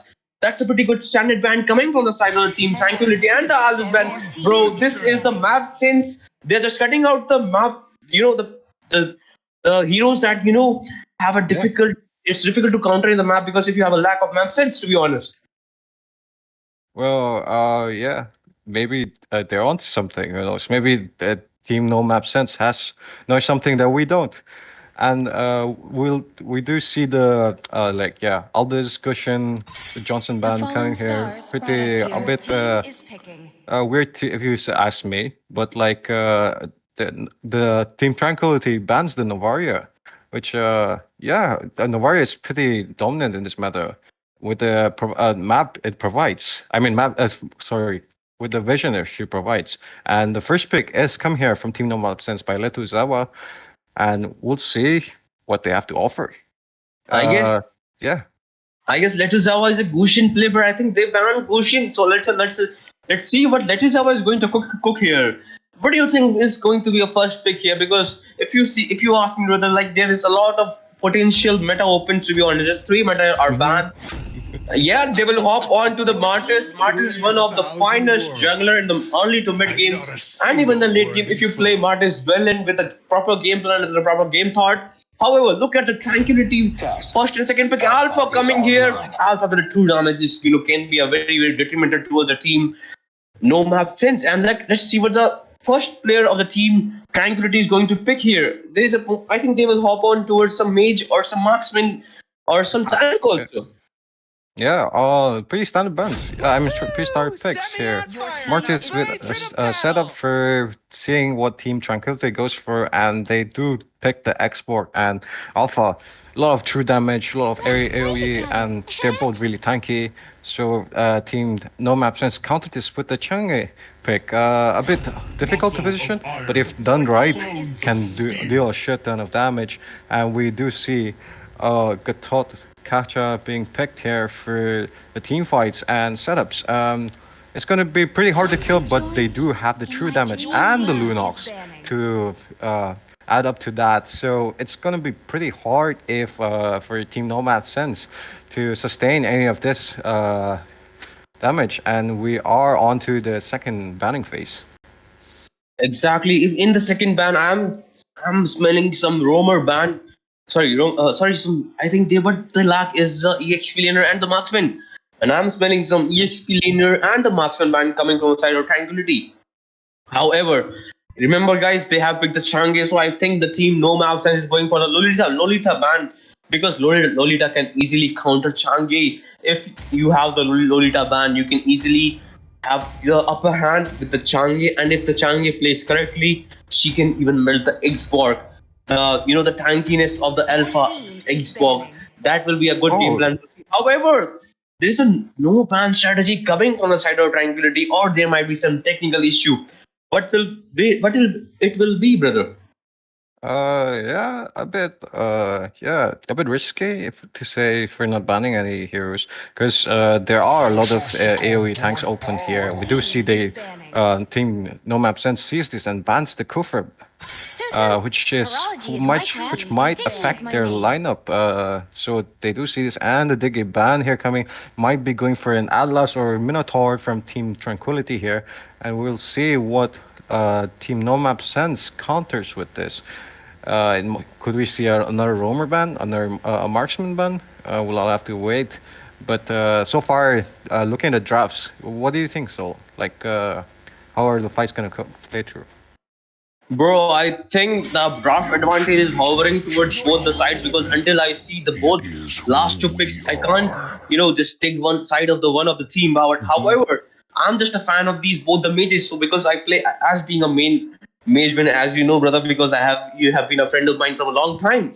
So I know pretty much. I like pretty much both of the mage pick. However, this season I'm just focusing on the jungler, so I would say Alpha might have a better jungle farm rate, to be honest, than Martis. But remember, Martis might have also the upper hand if he uses Martis correctly. So for jungler, I would say it's a par to par match. However, in the AXP lane, the true damage is on the side of the team Tranquility, so they might just shed the tank easily. However, if you just focus on that Changi pick, she can also melt easily if one of the fighters engage and don't have any escape ability in their hands. So that might be a very grave mistake for Team Tranquility's Alpha or Xborg. However, look at the marksman pick coming from the side of Team Tranquility. It's a Melissa pick. Melissa can easily melt. What do you call this? Not as even with his mortal coil on the process. So I think Melissa is good. Yep. However, the Moscow and Zilong picks. Let us have with the Zilong pick. I'm a pretty fan of the Zilong pick. What do you think, bro? Moscow and the Zilong reminds me of my old days. Yeah, the good old days, of MMO, back in season 8 or so. But we see that these are heavily attack speed and, late game based heroes, the Zilong and the Moskov. So it looks like Gato is going to be the tank for a team No Map Sense. And as you predicted earlier, they go for the Lolita pick to counter the Chang'e, which is really crucial. She can block off a lot of damage, even from the Moskov. And this can be anyone's game. I'd say it'd be a game of vision and positioning from both teams, as Team Tranquility has a lot of AoE damage, and they do have the true damage to back it off. And meanwhile, Team No Map Sense does have a lot of late game snowball. Where we'll be on to the match, and we can see the emblems right now from both teams. Yeah, what do you think about this, Sol? I'm just a fan of that Dono skin. It just catch my eye. However, I think, yeah, bro, not being a gold digger here, but to be honest, it's a sick looking skin. And if you ask me, we are on the loading screen, so I'm just pretty excited that when this game is going to start, because I can't contain myself right now. And don't mind my voice, because this is my, I have a sore throat. However, this is the loading screen of this Battleknights Project India Season 1 game. We will be in the land of dawn in no time. So I will have to see which team will go for a standard gold lane rotation. And as we speak, we are on the land of dawn of the game 4 of the Battleknights Project India Season 1 tournament, which has a prize pool of 130k diamonds. And look at both the jungler going for the, I think, standard gold lane rotation. With that kind of rotation, I think they might go for the gold lane pick off for the if you are in the no maps, and they have gone for the no. And however, the retribution used, if you see, the retribution has been used by the Martis here. What do you think about that game plan, bro? Yeah, I think he's going for a speed jungle. Like he doesn't really care for the Lito. As we see, an early invade onto the red buff, but there's a teamfight breakup in mid. Gato Kacha escapes at 1 HP, and both teams just backing off as they start the Lito here. A lot of trades going out in both sides. Martis is still in their red buff. They are approaching it. I think he might get this in time. Exactly. And successfully stolen the red. Yeah, that's a good game plan coming from that. And however, in the mid lane, there might be a possible first blood coming from the center team. Never mind, no map since Gertrude Kacha will have to back off. Zach Murs is his name. And in the top lane, Zilong is having trouble then facing a smoke. And we can see in the bot lane, I think Melissa has the control over the Moscow. What do you think, bro? Who will win in the solo fight between the Moscow and the Melissa? And the counter invade coming from the Alpha? Well, so far, I think Moscow's winning the trade until they get further farms. But Team Tranquility are trying to a bit lacking in the farm here with the jungler because their red got stolen. Might prove difficult for the upcoming team fights here that might break in. Bot lane, since Martis is here, trying to gank, provide some vision. S1's onto the Alpha, but they just back off, utilizing the retribution. This is very vital for the upcoming turtle fight. And we still see here 2 of Team Tranquility still on bot lane. Lolita trying to help here, but gets caught off by the Martis. Goes down to half HP. She might be the first blood. No! Oh, gets it! First blood, but they are trapped in this spot here with 2 of Team Tranquility cutting off the escape here. And gets the kill. But there are 2 trades off, and Chang'e tries to finish it off, but gets caught off by the Alpha, and Melissa escapes at 1 HP with the sprint. That's a 2-for-2 trade if you ask me, but the jungler has taken down, I don't know why. Martis didn't use decimation earlier towards the time Lolita, I would say, and we have seen the 2-for-2 trade. However, the team no map since Jungler gets taken down in the first part of the game. However, look at his KD, he has 100% team fight participation. 1-1, and the Changi got 1 kill, and the Lunox also has the 1-1-1 KD. That's 100% team fight participation from the Lunox. And if you ask me, Yeah. bro, look at the meteor shower in the mid lane, and the Lolita is blocking it. That's what I was asking about. Gets off the export here onto the top lane by 2 off team. No map sense. They do have a lot of map sense with the way they're playing right now, in opposition to the name. But Martis might get caught off here. No, Lolita plays off here, and Gato Catcher trying to go in. Lunox still positioned for the turtle. Team no map sense pushing away Tranquility, but they do not know of this Lunox position. Team Nimani is in a really good spot right now, and 3 of Team Tranquility are coming in for the assist, trying to push back off. But you see the Lolita's all being used here. Gato Catcher gets taken down. And the retribution But- dip. Yes, the decimation will be there for the Martis, and the Martis is on the rampage right now. Yes, the decimation double kill for the Martis, and he might go for the Xbox. Xbox has the armor. Look at the Zilong, the triple kill for the Martis, and I think Xbox might be taken down here. Chang no. shut out, veg movement, bro, veg, and the Melissa. Look at the Melissa coming for the. But the sprint Yeah. being used and Changi being escapes at 1 HP. That was very fortunate for Team Nomad Sense. The Marty is getting so much benefit from the turtle fight. 3 kills, 1 turtle, and does go down, however. But it's really good to. We see a flicker being used by the Lunox here. A bit aggressive play. Lolita trying to block off the damage coming from Changi. Takes down the Changi and escapes with full HP intact. Gato's still pushing in right now. He's still alone, but like he's getting punished for this. And he's getting shredded for being forced to use his ultimate to get away. Exactly. That's a good. Do you see that defense, Lolita, which had the full loading bar, just deleted the Yeah. Changi? So that was so surprising for me, to be honest. I thought the Changi might be able to escape. However, Linval, you are using no map sense plugin very, very wisely, bro. And in the bot lane, look at that. Moscow is going to gang, and so much of utilities using there. Oh, Alpha Charge and Melissa with this. yeah, a bit of an overkill. Oh, never mind. Dunox has used the wrong combo, and Dunox might get taken down here with the decimation. Yeah. I would Dunox might taken down Melissa with the acid, but the wrong placement of her doll. And we can see in the mid lane the Xbox rotation, and the top lane Zilong is on the mission of what I am about to say, right, Element? Because Zilong, when people play Zilong. Yeah. Yeah, it's pretty cool for the split push, but we do see here that Team Tranquility is playing a bit. It's a bit caught in a bit of a tough spot here. They go down to really low HP, but Melissa escapes at 1 HP. Moskov's ult almost catches her, but she survives at 1 HP. And the Changi S1 also misses. Team Tranquility barely escaping. Bro, that Melissa has given a chance to just escape. However, we can see in the top lane, there is Zilong might be taken down here. It will be taken down, and the Alpha really helped that gang in the top lane get the top lane turret. Yeah. And that's a 1-1 turret for both the teams, I guess. In the bot lane and in the top lane, and this turtle might go towards the Team Tranquility. And look at the farm advantage, 1k ahead of the team. No map sense, and we can see the itemization of both the teams. The Martis with the Despair, and the Melissa with the Corrosion Scythe, and this Steel Leg Plates. I just love Leg Plates because of his name. Yeah, it is a really good item here. A lot of the defense given for a cheap cost, and there's a slight of lane switch here with the Melissa and the export. I'm not really sure why.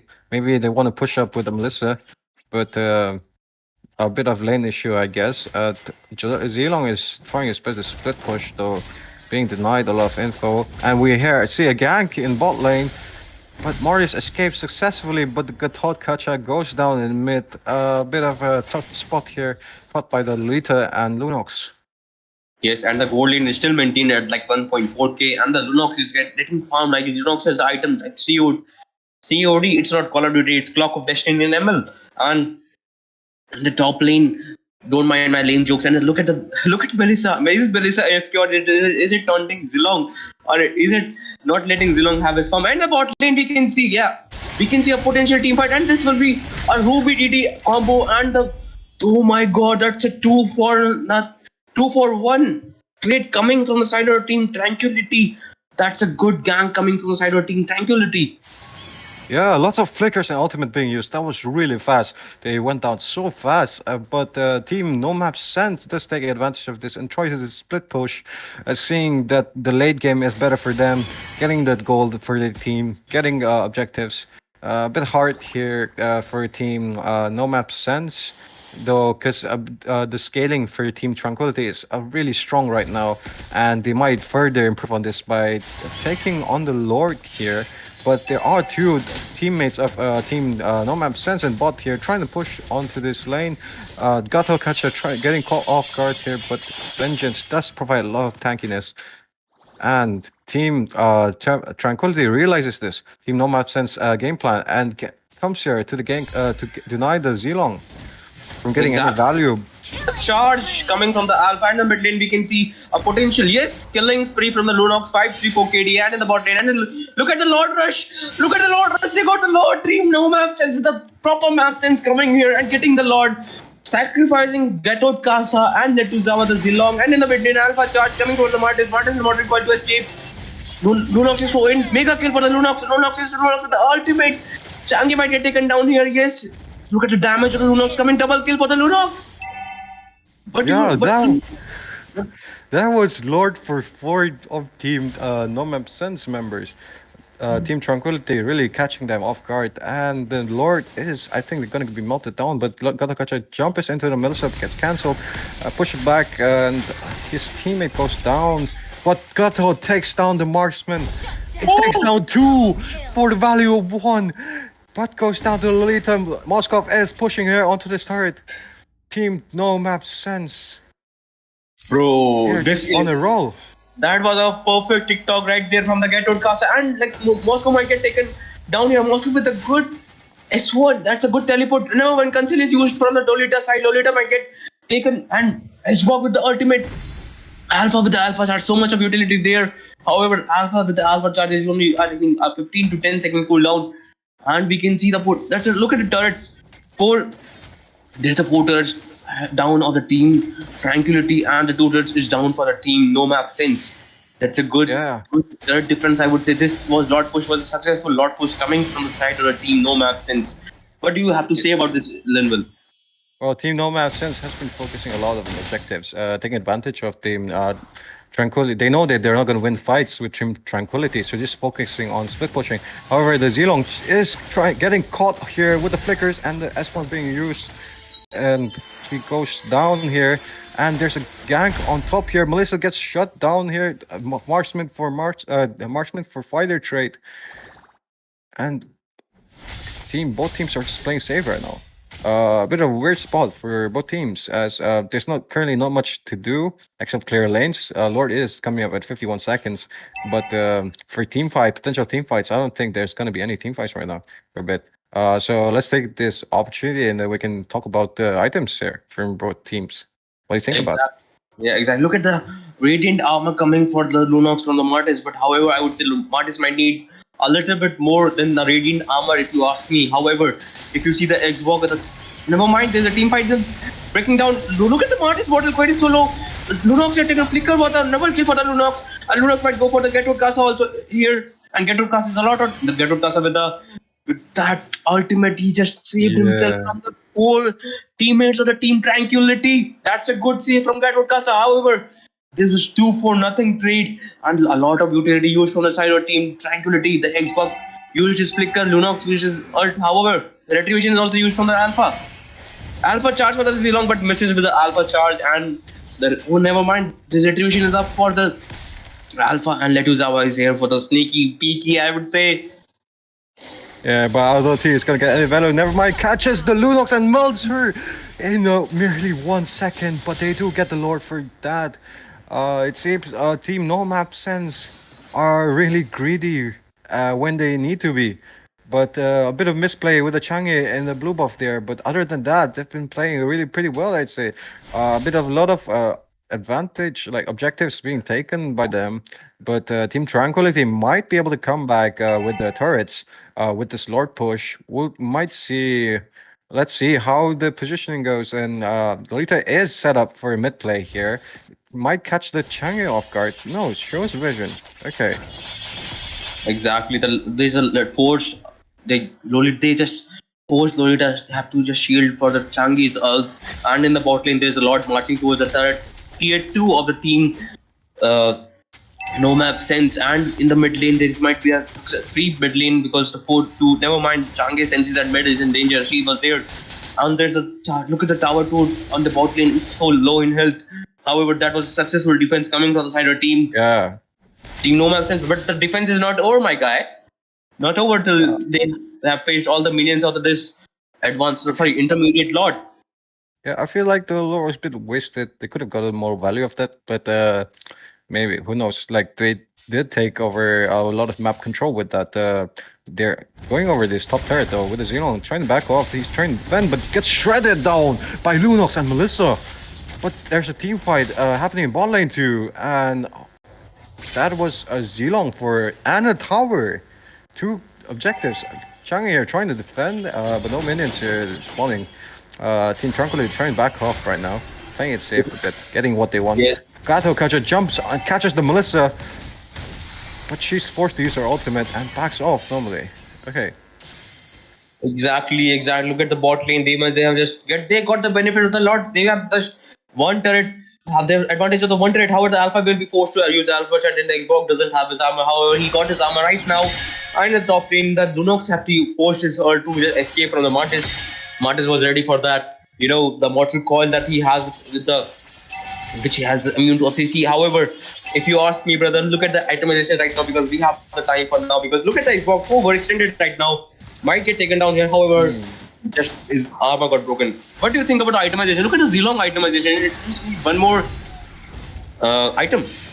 Yeah, I think it's just gonna shred anyone if it's alone. But the jump is in, and the four people miss one. Later, all popping off here, catches off some of them off guard. It's two players down for Team No Map Sense. Team Tranquility is still wanting more, tries to go in. They do take this turret down without minions. And they're just pushing, just taking whatever advantage they can. Team Tranquility here with the full send and the team fights know exactly what they want to do. And they do start this Lord fight here. Alpha and Lolita, but Zilong is trying to get a split push. She's trying to divert attention, but I don't think Team Nomad Sense can get this Lord. I think it's going down to Team Tranquility. And Xenon's just buying time. Mortis pushes up in top lane, and Alpha gets the Lord. Xenon goes down. Team Tranquility a bit of an advantage here. They need to, however, clear their lanes and push up a bit more. I think they might. This might be a really good team fight that might be coming up with the Lord. All right, brother. Yeah, you have break it down so good for me right now because I don't have to do much more anything right now. However, if you ask me, brother, look at that farm difference and the kill difference. There's a 10 kill. The team Tranquility is 10 kill ahead of the team No Map Sense. However, the goal difference is almost around 10k. And if you ask me about the itemization, the Melissa with the Malefic roll for the Zilong, I guess that's pretty much good because the ultimate cannot fully protect you from the Zilong if you get the strength from the Zilong. H2 and in the mid lane, there might be a possible of the team fight here. Getwood Casa might here and got the Melissa here. Melissa was post roll, Alpha the wild charge, and killing spree for the Melissa, melting down the Getwood Casa and double kill for the Melissa. Lunox will go here for a Ruby TD, and Lunox Zilong will be taken down here. That's a 3-0 great team. Tranquility. Rampage. Yeah, I think this might be game. It's only Mortis here for defending the entire 5-man push. And Moskov is getting shredded. And that is game, ladies and gentlemen. Team Tranquility proving that they can do so much with their team fights, with their positioning and damage. A lot of really smart plays by Team Tranquility. And Team No Map Sense did try to defend that by getting an early team fight. Maybe they wanted to finish off a couple of enemies and then finish the Lord. But that was insane.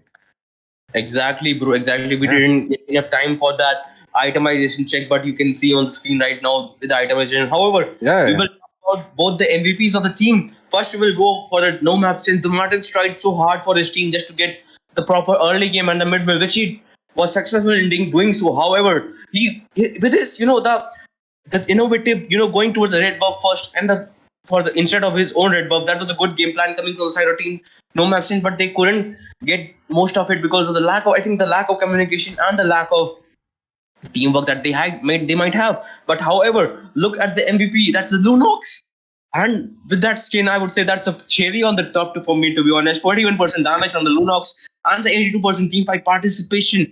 Don't forget the Lolita setup. Both the teams have the proper teamwork, but I think the team Tranquility is a little bit ahead of the team No Map Sense. But don't worry, guys, because No Map Sense might be back in the future tournament because I think this is not not the only tournament that you can play. You have two more the tournaments that coming in your way, but you just need to improve for that. So this was the game number 4 between the Tranquility and the No Map Sense, in which Tranquility was the victorious. And yeah, do you want to say something about that? Yeah. I feel like the reason why Team No Map Sense lost was because they're a bit, as you said, a bit of miscommunication. They're a bit too much focus on split pushing. But when push came to through during team fights, it was really hard to follow up because look at Team Tranquility's comp. A lot of AoE, lot of damage and zoning by almost everyone in their team. Marksman Melissa just provides so much with her S2, just melts down anyone close by, and she has the Inspire to back it off. And it's really hard to catch her off guard without the Gato jumping in. Maybe Xenon could have gone in, but the Lolita is there to protect. Alpha can just ult and then push him away. So it was pretty hard for Team No Map Sense during a team fight due to lack of AoE sustain, AoE damage or like zoning, if you could term it. Yeah. Exactly. That was a good analysis from your side because I couldn't even do that for myself. However, No, congratulations to the team. Congratulations to the team Tranquility on moving ahead in the brackets. However, this was the game number 4 of this Battleknights tournament, which has a price of 130k diamonds. And don't forget to like and subscribe and share the stream with your friends and family. Just tell them that you are in one of those tournaments and you are watching these exciting tournaments. And if you want to join our giveaway, just don't forget to follow our page in the Facebook, and that's pinned in the live chat also. So we will see you in the next game, and don't forget to stay hydrated. Linwell, any last words? See ya.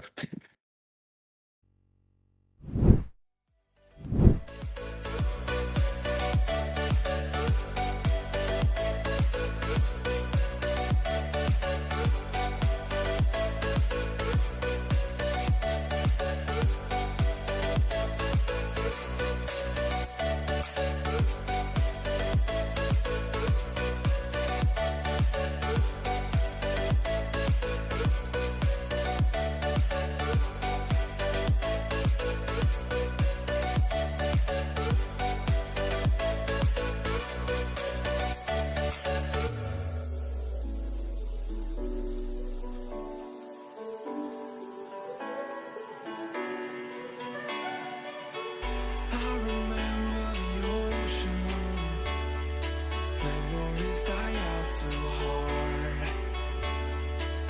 But we were traveling the mountains just to find the loudest seas. We set our body fire, knowing we could aim higher, but we didn't know that yet. So if you want something to hold on to, gotta find it first. But here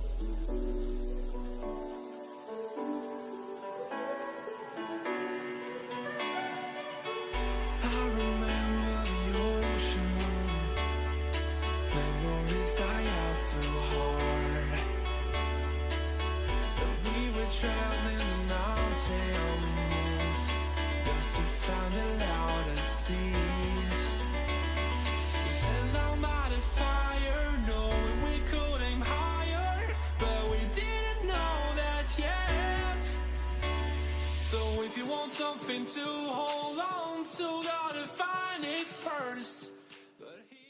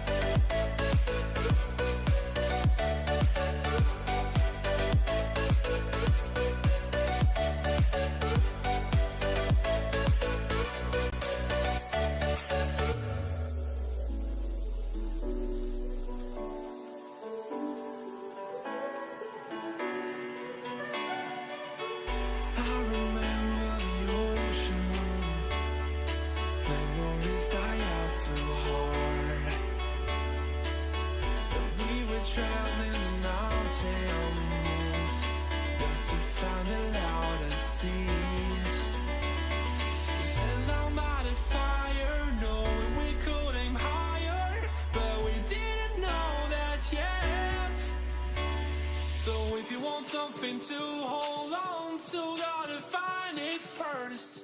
But here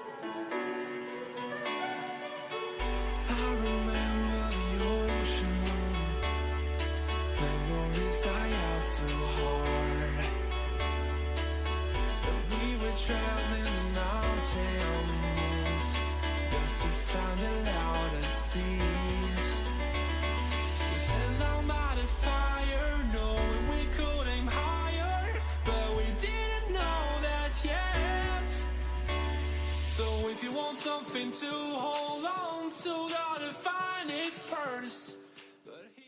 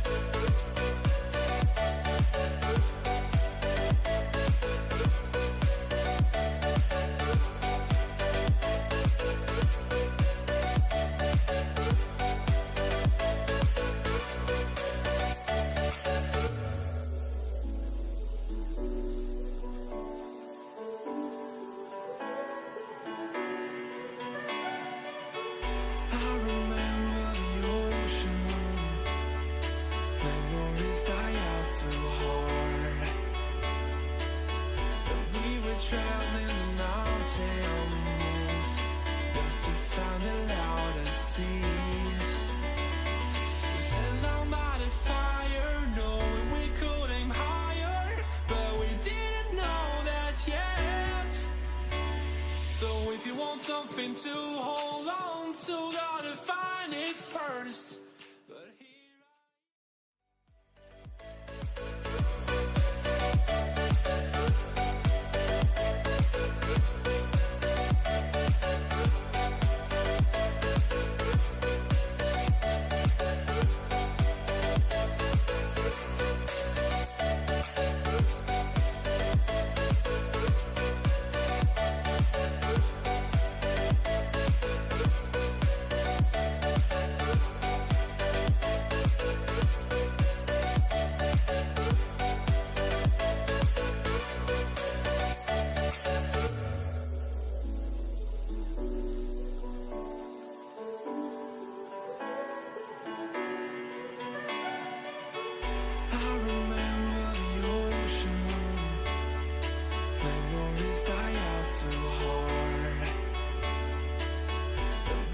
traveling the mountains just to find the loudest tears. We set down by the fire, knowing we could aim higher, but we didn't know that yet. So if you want something to hold on to, gotta find it first. But here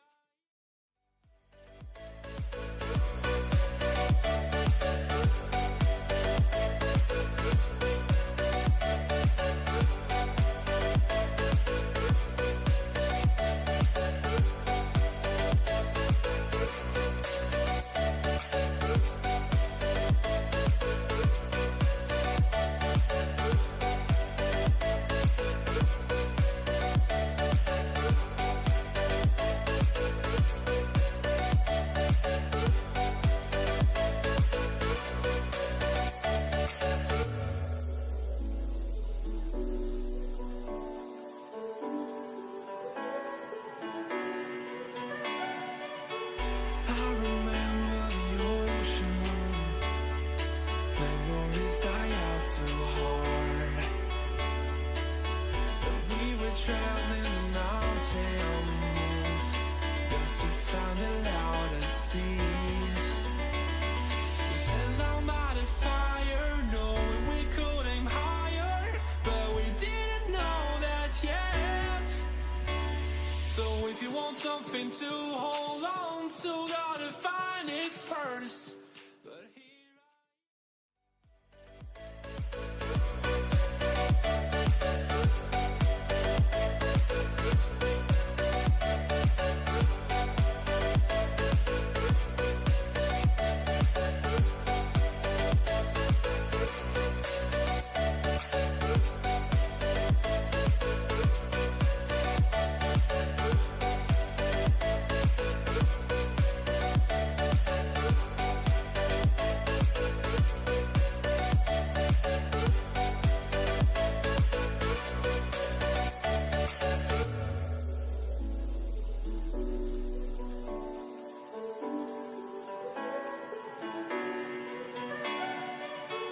I remember the ocean, memories die out too hard.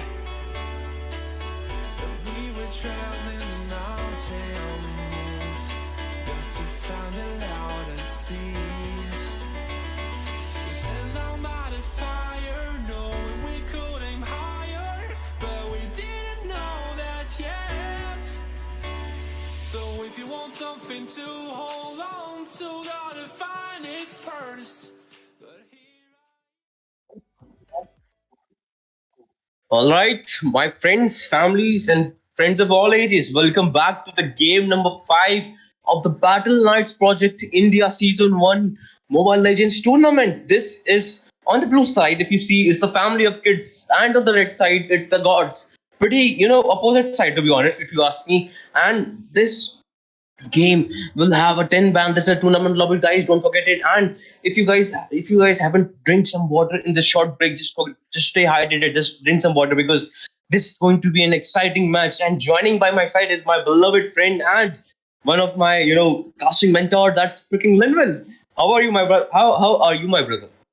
Hey Soul, what's up? It's Linwell. I'm with Soul Sky here, as you've seen, and we're in the sixth match. Yeah, a team family of kids versus the team gods. Gods versus kids. It is gonna be a really interesting match with the just from the name you can see, and we've seen we've seen from the previous match that was pretty interesting as well. We saw a team that was focused in team fights and securing the objectives and pushing together as a team, and the other team with the team with the split pushing, and as you both of them collided, the other team won, and we're here with the sixth match, which family of kids versus team gods, and I'm really excited for this match. What do you think, Soul? Exactly, my bad. Sorry, thank you for correcting me. I thought this was a game number 5, but it's a game number 6, my brother. And I'm pretty excited for this, bro. Kids versus gods. We have seen so many unexpected things happening between the kids and the gods in other series. If you ask me, take it some action series, some anime series, some other animes between the kids and the gods. There's almost a fight between these two. However, this is a whole new dimension because this is the MLBB tournament. So I'm thinking both the teams will have. And as we speak, we are going towards a ban. And let's see what the team family of kids will ban here. They have the first ban right there. And don't forget, guys, this is the five ban tournament, five ban for each team. This is a tournament lobby. You have to think a lot for your banning phase because each and every member of your team have to ban any of the each hero. So I think you have to put a lot of thoughts and a lot of communication in this banning phase. If am I right, Lil? Am I right? Yeah, very well said. Very well said. A lot of thought has to be gone through for banning each of these heroes because unlike the standard draft bans, you have three extra bans, so you can sort out what you don't want to go against your lineup. Maybe there's a potential heroes that might be really difficult for your team comp, or maybe you know some of the players in the enemy team and you want to shut down some of their main roles to get a more like to put them off guard and maybe get a better match for your team. And we do see from both teams here early tank bans coming from both teams, Kufra and the Minotaur. Kufra from the side of Team Family of Kids here, really strong ban here. Kufra really good for setting up your team with his skill 1, and you combo that with a flicker. A lot of surprise ganks can be given by Kufra and setups. And Minotaur very strong for team fights. From the past games which we've seen, Minotaur has set up really well and shut down a lot of disengage can be provided by Minotaur, but Team Family Kids does miss on the second ban here. I will choose my own And the third ban and the second ban from Team Gods is the standard Olive ban. Yeah. Exactly, my brother. Exactly. And however, look at that. I think that might be a no ban strategy coming from the side of team family of kids. Oh, my bad. I was saying about the family of God because it's It might be the Family of Gods. no. May the blood That's of thy that, enemies that's the thing that come in my tongue. However, the Mincitar ban for third ban, and I can't speak his name because SC name it's might get be banned. But however, look at that God's Hearth. God's Hearth. Look at that. But I'm thinking he's gonna go for some marksman or some. I think they can ban pretty much all of the roamer because this meta roamer has proved so much. I don't know because I'm seeing a roamer because a roamer can easily, just turn around the matches for his team. True. Have you heard because remember you are a roamer main, so have you heard of that saying a good carry is a good carry but a good tank or a roamer is a good it's a terrifying it's terrifying. My bad, I just messed up, but yeah, that's some kind of Yeah. that's the saying. But Yeah. however, we can see the third ban. That's the H bar. Good fan coming from the side of the team Gods and the family of kids. However, if you see in the if you see in the chats, bro, everybody's spanning for Nana plays YT. But look, if you see the irony here, Nana is a kid, but she's towards the God. But we have the family of gods on the blue side. Isn't it an irony, brother? It is indeed. But it seems the Family of Kids are going for the early alpha pick. Alpha really strong in this meta. A lot of setups can be done, and he's really tanky and dishes a lot of damage.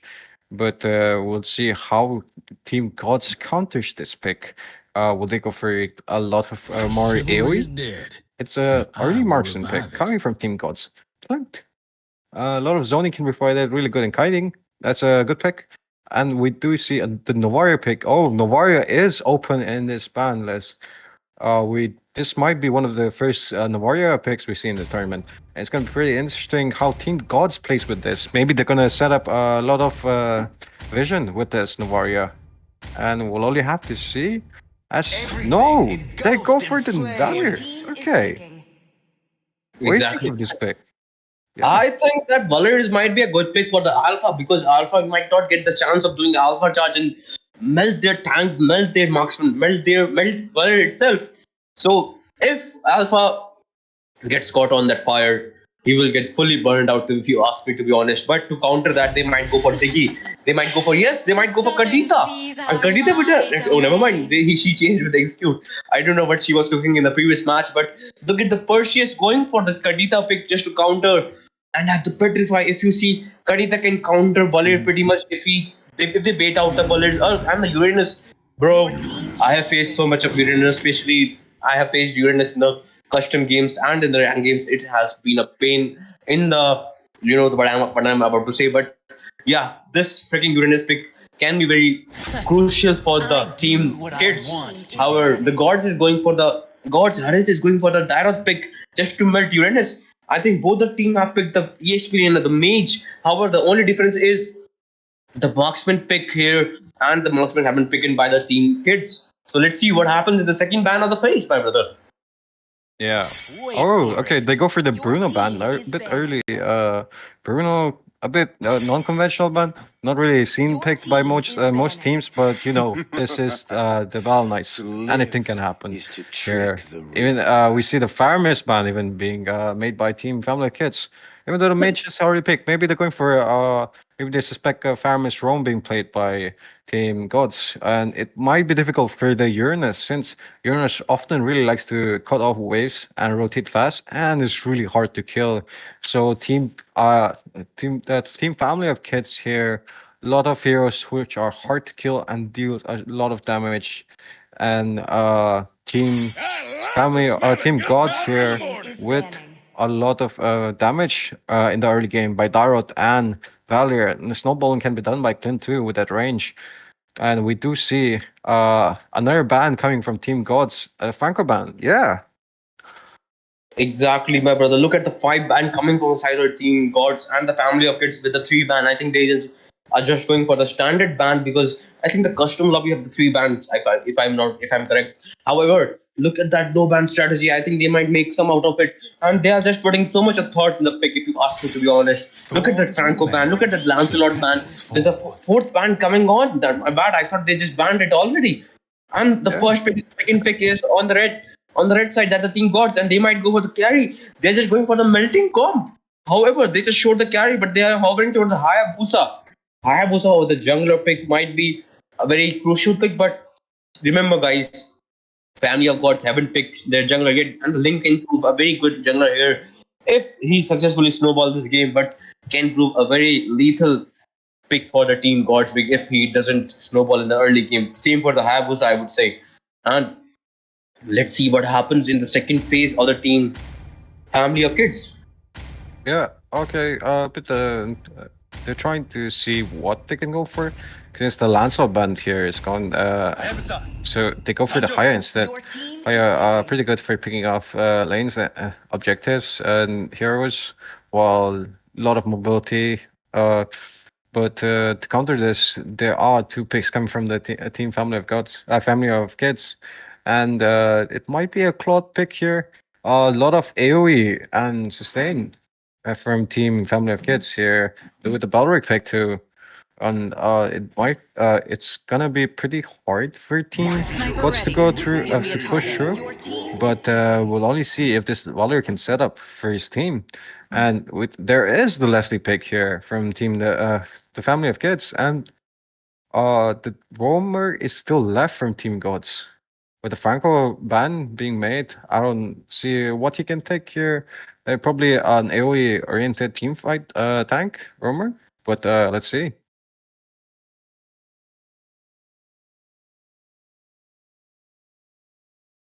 Oh, and he does go for the Atlas? Okay, My rock my here. bad. I was speaking, but I was muted. My bad. But I think that Okay.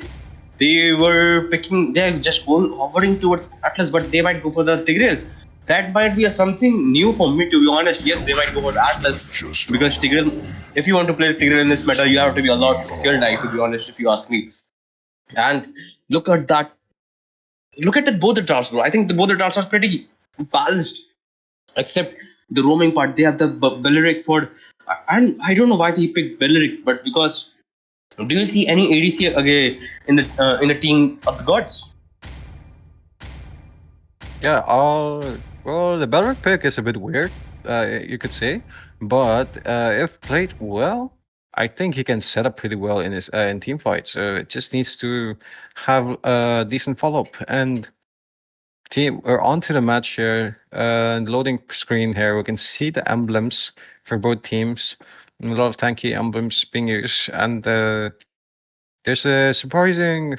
Oh, okay. Clinton Haya does take the to lethal ignition. A lot of poke is going to be made by them, and we'll only have to see how the game goes. But I feel like Team Gods is going to be really heavily reliant on the setups provided by Atlas and Valir. What do you have to Exactly. say? Yeah. Yeah, exactly. And somebody has predicted the Uranus pick in the chat. I just saw that again. And never mind, as we speak, we are in the land of dawn of this Battleknights Project India Season 1, which has a prize pool of 130k diamonds, guys. And this both the team jungler is going towards the standard jungle rotation. However, Hayabusa started with the Letho, with a priority to the Letho. I think he's gonna go for the Letho pick off as soon as he get his red buff. Same for the Alpha, but Alpha might get the gold lane, and the Valeric just a little mess with this prediction. And the look at the Valeric, and look at the skins, bro. That's pretty sick, to be honest. If you're looking at the skins also. However, I think both the teams have the perfect, the perfect draft if you ask me. And look at the Leslie poke in the top lane, bro. Look at the Clint's HP right now. It's 1 And HP. It's really low. I think it might be forced to back here, but gets taken down as the first blood for Team Family of Kids. Really crucial kill here. It's gonna give a huge lead to Leslie for early game phase, but we see a lot of zoning being provided by Belric here for Leslie. They're going for the funnel strat for Leslie to snowball in the mid game. But Team Gods is not really answering to this. You're playing more of the safe strat, and might see a team fight here as the two camped in the top lane. But Atlas is coming over for Vision. exactly. Look at the top lane. There might be a possible of team fight, but the first blood getting to the Leslie, that might prove a very crucial lever for that late game if the Leslie gets it. Never mind, in the top lane we can see their potential second kill coming from the side of Team Kids. And look at that, bro. They just look at the Atlas minuscule in XP, and the Kadita is going for that kill. That's a good rotation. Kadita and the Hayabusa might have to back off here, and the gods can't do anything for the Team Kids, the Team Family of Kids, and that's a good gank coming from the side of Team Family of Kids. Along with the top lane, we can see this Clint is struggling, but Clint might go for the kill again. However, we can see the turtle rotation as soon as they get the top momentum. That's a good. And look at the Dairo's HP. Nobody is there to check the. And the Kadita and the top ring again a kill. In the turtle in the reverse side. Kadita with the bursting the Atlas down in the early game. So much of happening in the same time, bro. That's a good communication coming from Family of the Gods. Sorry, Family of Kids. Yeah, I love the trades being made in various parts of the maps. We do see Team Family of Kids is in the positive right now. They're in the lead with both lanes winning their trades. I'd say Dyer's playing a bit safer because the team's a bit down, but Team Gods a bit lacking in the vision. Look at that recall, bro. Oh no, the recall spam, the disrespect. But Alpha is trying to go in here. He got the blue buff. Safety. He gets it. No way. Managed to steal the blue buff out of all odds. No way he got the blue buff. Yeah, look at the top. Clint is getting bullied here. And the proper, I think that might be a kill for the Leslie here. Oh, I guess. And killing spree for the. Look at the recall spawn. Look at. Oh my god. And the top lane Leslie might get taken down here. That's a good guy coming from the bullet. Look at that HP of the Clint is so low. Nobody is there to pick off the Clint because the Clint is safe right now. So he will just have gold farm here. He's just being careful that nobody gets pick off here. And the Atlas with a good vision. Atlas might get taken down with the Perseus, who has the Kadita here. And look at the Uranus, bro. Taunting and cutting the lane. Darius in the mid lane. Uranus is in his lane. And look at the top. There might be so much pressure in the gold lane that look at the Clint's HP gets taken down 2 times in the early game when he has the crucial of that early farm and the alpha charge used from the alpha. I don't know why and the fatal links coming from the alpha, coming from the Atlas, and Atlas might be taken down here, and the knockup coming from Kadita in the right time of the shadow of the Hayabusa. That's a good timing coming from the Kadita. That's a good gang. Alpha charge here, and oh never mind. Clint is on a minuscule HP ult again. Remember, Clint doesn't have his.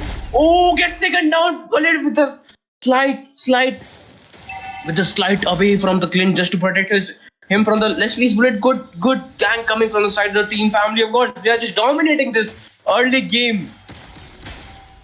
Yeah, team family of kids here on the road. Very smart plays and trades given by all the teammates. A lot of credit, like the Balric pick was really smart here because Balric does a lot of damage and oh frick. Okay, they dive in and then gets the double kill. Kadita with her ultimate onto two people being forced, team gods being forced to back here. Team family of kids just on the roll. They've just been taking kills left and right, not being able to do much about it.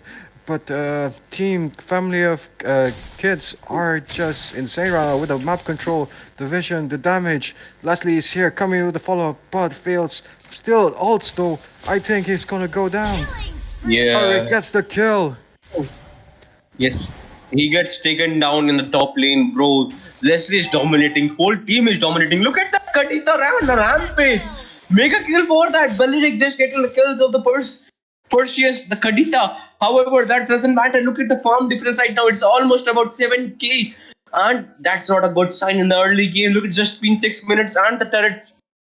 There is only one turret is taken down in the 6 minutes of the game. Hayabusa with his shadow poking, but no, can't take his. That's what I was talking about. Look at the bot lane.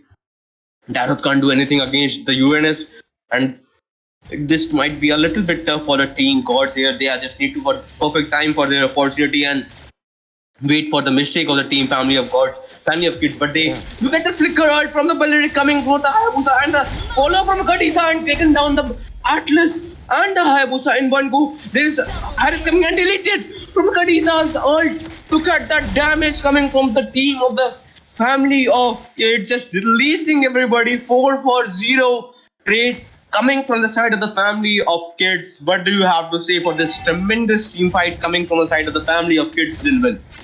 Yeah, team family of kids has just been playing amazing. They've been playing like gods, you could even say. So, but Alpha is a bit overextending right now, getting melted, but does not go down. Instead, takes down the Atlas, and team gods are being forced to back. They've just not been taking any Ws. Team family of kids has just been so far with the aggression, and team gods just doesn't know how to counter this. They've just been getting kills like left and right. Oh, look at the bot lane. And a turtle will go towards the team family of kids because they are just in a dominance in this match. Hayabusa is going for the poke, but look at the Uranus. Recall disrespecting this team, the gods. I think their names have been switched. They have become the family of gods instead of the family of kids. Is dominating this game. However, nothing, because their team, the main base still haven't destroyed, so they have still have the chance to come back. However, the disrespect coming from the Uranus, bro, that's a lot. I think the team gods might be angry here. Look at the poke coming in the top lane from the side of team family of kids, just a lot. Look at the King's HP. They're chunking down the King's HP within a matter of time. And the little bit overextended here, but the bullet with the save, and never mind. Atlas is getting melted from the Leslie and the Kadita. Without the Kadita's ult, and in the bot lane, Harith is just forcing Uranus just to back off from his lane, but he's just failing so hard. Look at that alter ego spam coming from the Uranus, and the Hayabusa will go towards the poking of the Kadita, but will have to miss. Will have to go back because he doesn't have enough damage. And look at the 19-1 ratio of the kill. Yeah, Team Family Kids has been dominating this match. They've just been pushing and taking advantage of their lead. And Team Gods not being able to see any loophole out of this. They're a bit confused right now on what to do. A bit, we haven't seen any of team fight setups done for Team Gods that would have proven useful for them. As we see, Atlas is just so far ahead from his team. And I don't think Team Family of Kids is providing any holes for their plays. Exactly, my brother. As you have explained it so good, because if you ask me, brother, the team family of kids is just dominating it like the gods. No disrespect to any other team, but it is what it is because it is what it is. And if you see that Lord is just. I can't explain. They are just so good with the communication. And the top lane shutdown coming for Leslie. Belly with the ultimate, but just look at the Kadita is just melting into him. Sorry for my voice crack here, but the flicker art coming on the Tyros, but never mind, nobody holds there. And Atlas going towards the nobody's followed, and the good knock up coming from the Kadita, the good prediction coming from the Kadita. Kadita is being so good in this match. Look at the itemization. We didn't get any time to get the look at the itemization. Look at that farm difference first. It's almost about 13k, and look at that alpha with the bloodlust axe, war axe, and in the never mind in the mid lane, the recall and the Hayabusa is forced to use his ultimate. But if you ask me, brother, they are just look at the Leslie's 2 items. Despair is on his way.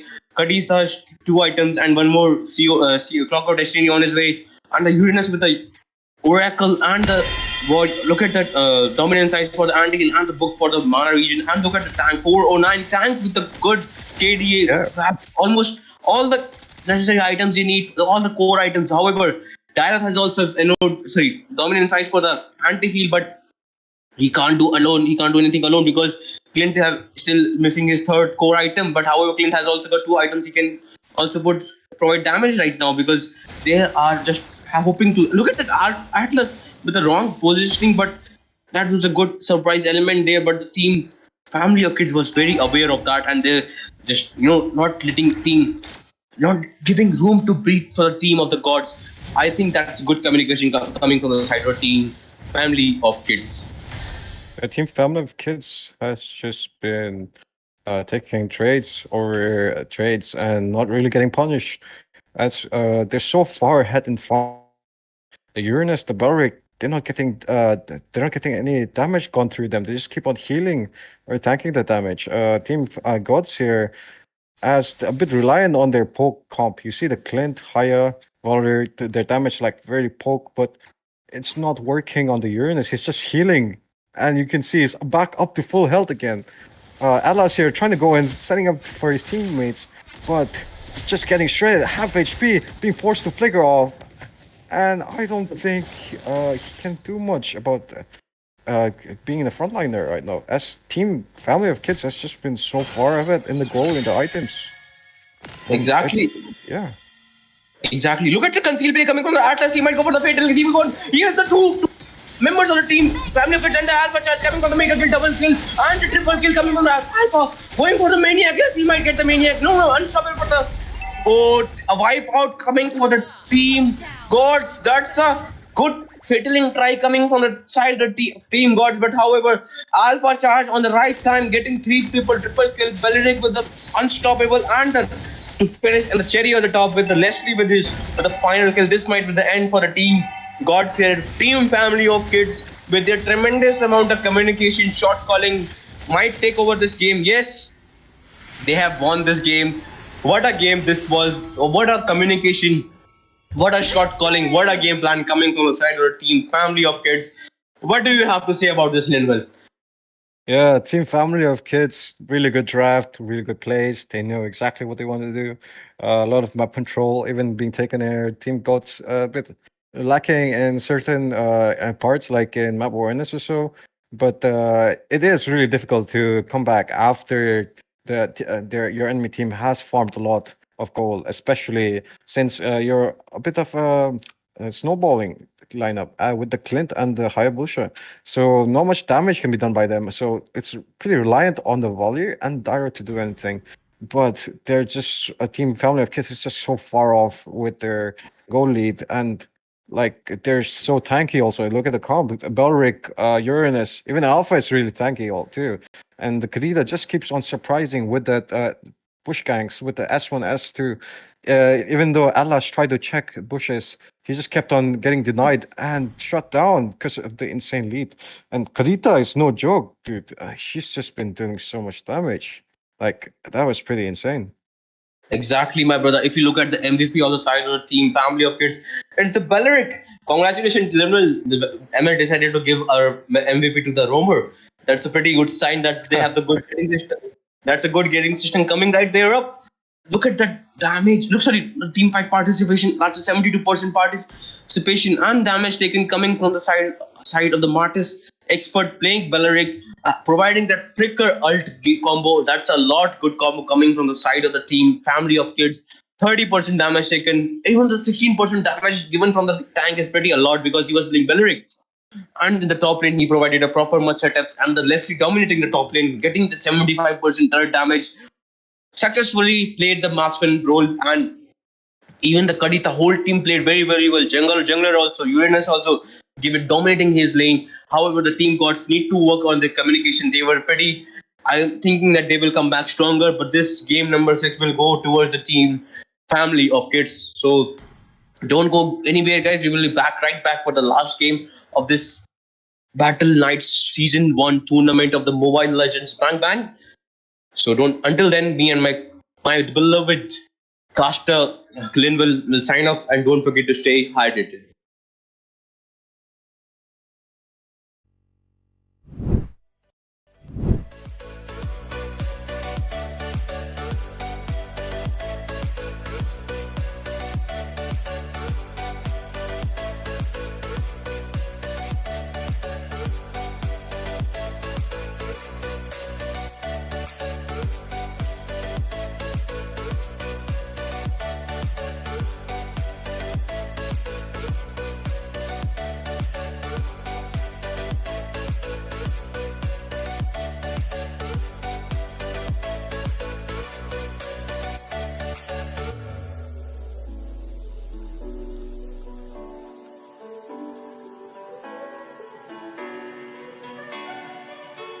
I remember the ocean, memories die out too hard.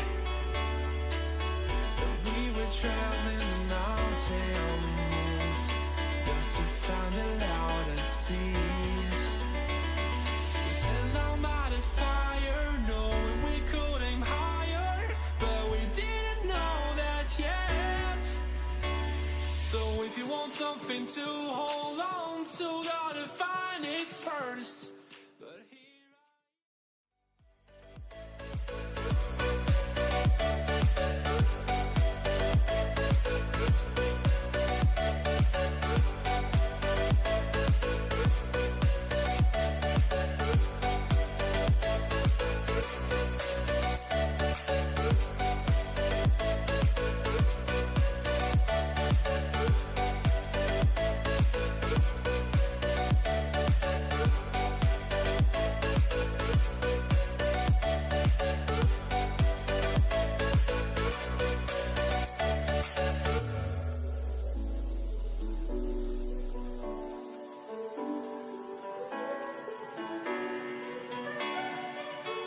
I remember the ocean, memories die out too hard. But we were traveling mountains just to find the loudest seas. We set down by the fire, knowing we could aim higher, but we didn't know that yet. So if you want something to hold on to, gotta find it first. But here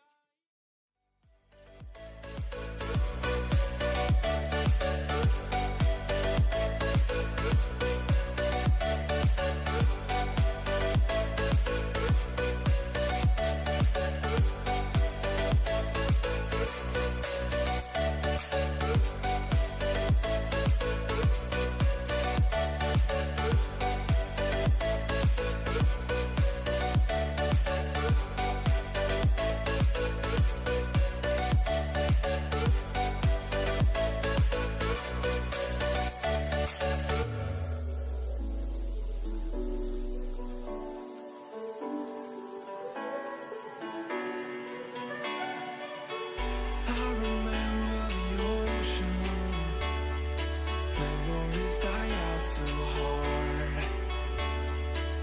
But we were traveling mountains just to find the loudest seas. We set down by the fire, knowing we could aim higher, but we didn't know that yet. So if you want something to hold on to, gotta find it first. But here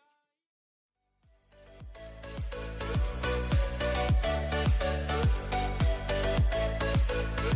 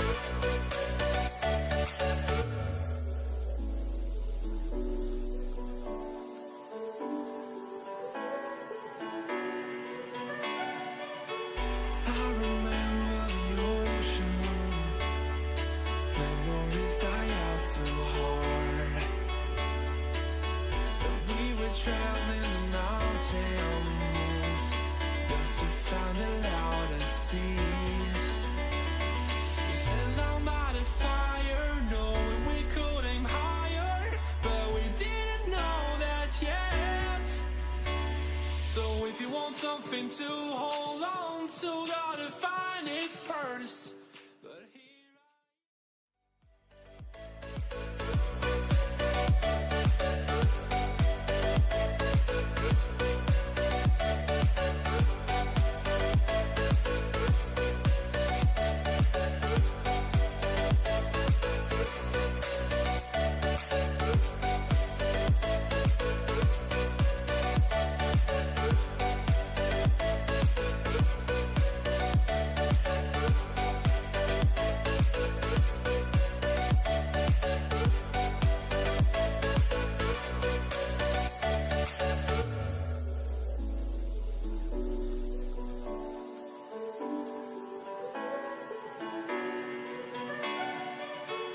I remember the ocean, memories die out too hard. But we were traveling the mountains just to find the loudest seas. We set down by the fire, knowing we could aim higher, but we didn't know that yet. So if you want something to hold on to, gotta find it first. But here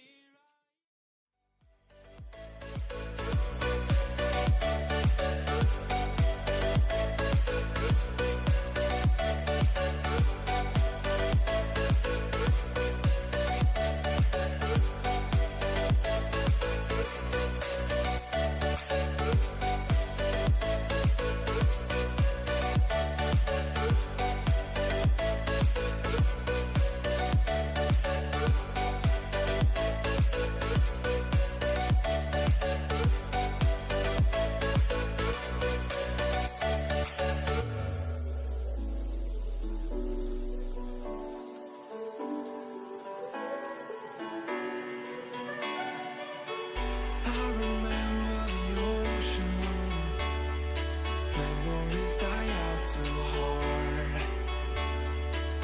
But we were traveling the mountains just to find the loudest seas. We sat down by the fire, knowing we could aim higher, but we didn't know that yet. So if you want something to hold on to, gotta find it first. But here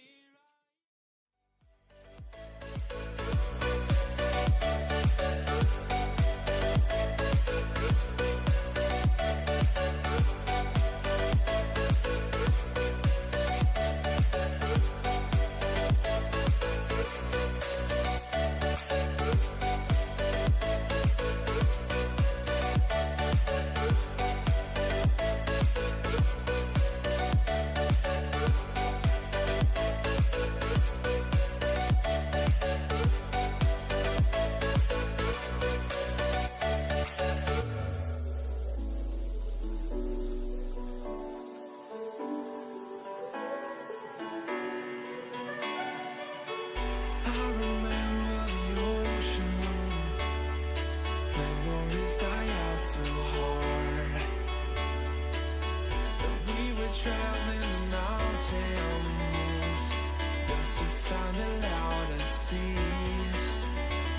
We sat down by the fire, knowing we could aim higher, but we didn't know that yet.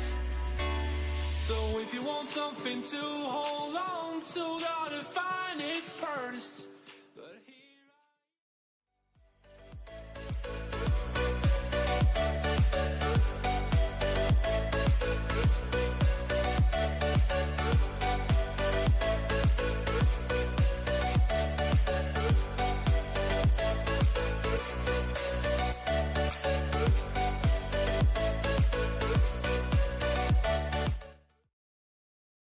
Hello, guys. Welcome back to the Battleknights Project India Season 1. I am Linwell here, and joining me is with Solskoy, and we are in the sixth match of the day with Team Upper Moon Demons versus Team BBH, Bros Before Hoes. And it's just going to be an interesting match. Every match has been really fun to watch, and a lot of different play styles, a lot of different team comps, and trades being given left and right. And it was pretty weird to see. It's some of the games with the picks, but somehow some teams pulled it off, and we're here. But like it's the first day of the game. I mean, first day of the tournament, so anything can happen, I guess. And empty server. Yeah. Exactly, my brother. And thank you for that wonderful introduction that you gave right us right now. And this game is between, on the blue side we have Upper Moon Demons, and you know what that means. The freaking, that flashy anime which we all know about. That is, but I forgot that anime name. What was that? Demon Slayer. Yes, guys, that's the Upper Moon Demons right there, and the B Raj BBH. That's a different BBH this there, because I don't know. I think I got the contact from that management that there's one more BBH in this tournament. This is Bros before. Okay, I can't speak that name right now, right here, but yeah, Bros before H. So I am pretty excited for this match, and I'm waiting for our management just to put us in the drafting phase, because in this tournament anything happen. I'm thinking that this tournament is a lot big because it's Battleknights Project India. So, and that's to season one. So I'm thinking, Lionel, that there might be some innovative drafts coming in, some innovative gameplay coming in, some innovative play style coming in from both the sides of the team and the individual play which we can get to see in this tournament. So I'm pretty excited for that. What about you, bro? Yeah. Oh, yeah. I'm pretty excited too. And we do see that we have a lot of different players here, as in there are older players and there are new players. From the previous match, which I guess it was Seoul, with Team Tranquility versus Team FOK. No, sorry, it was Team FOK versus Team Gods.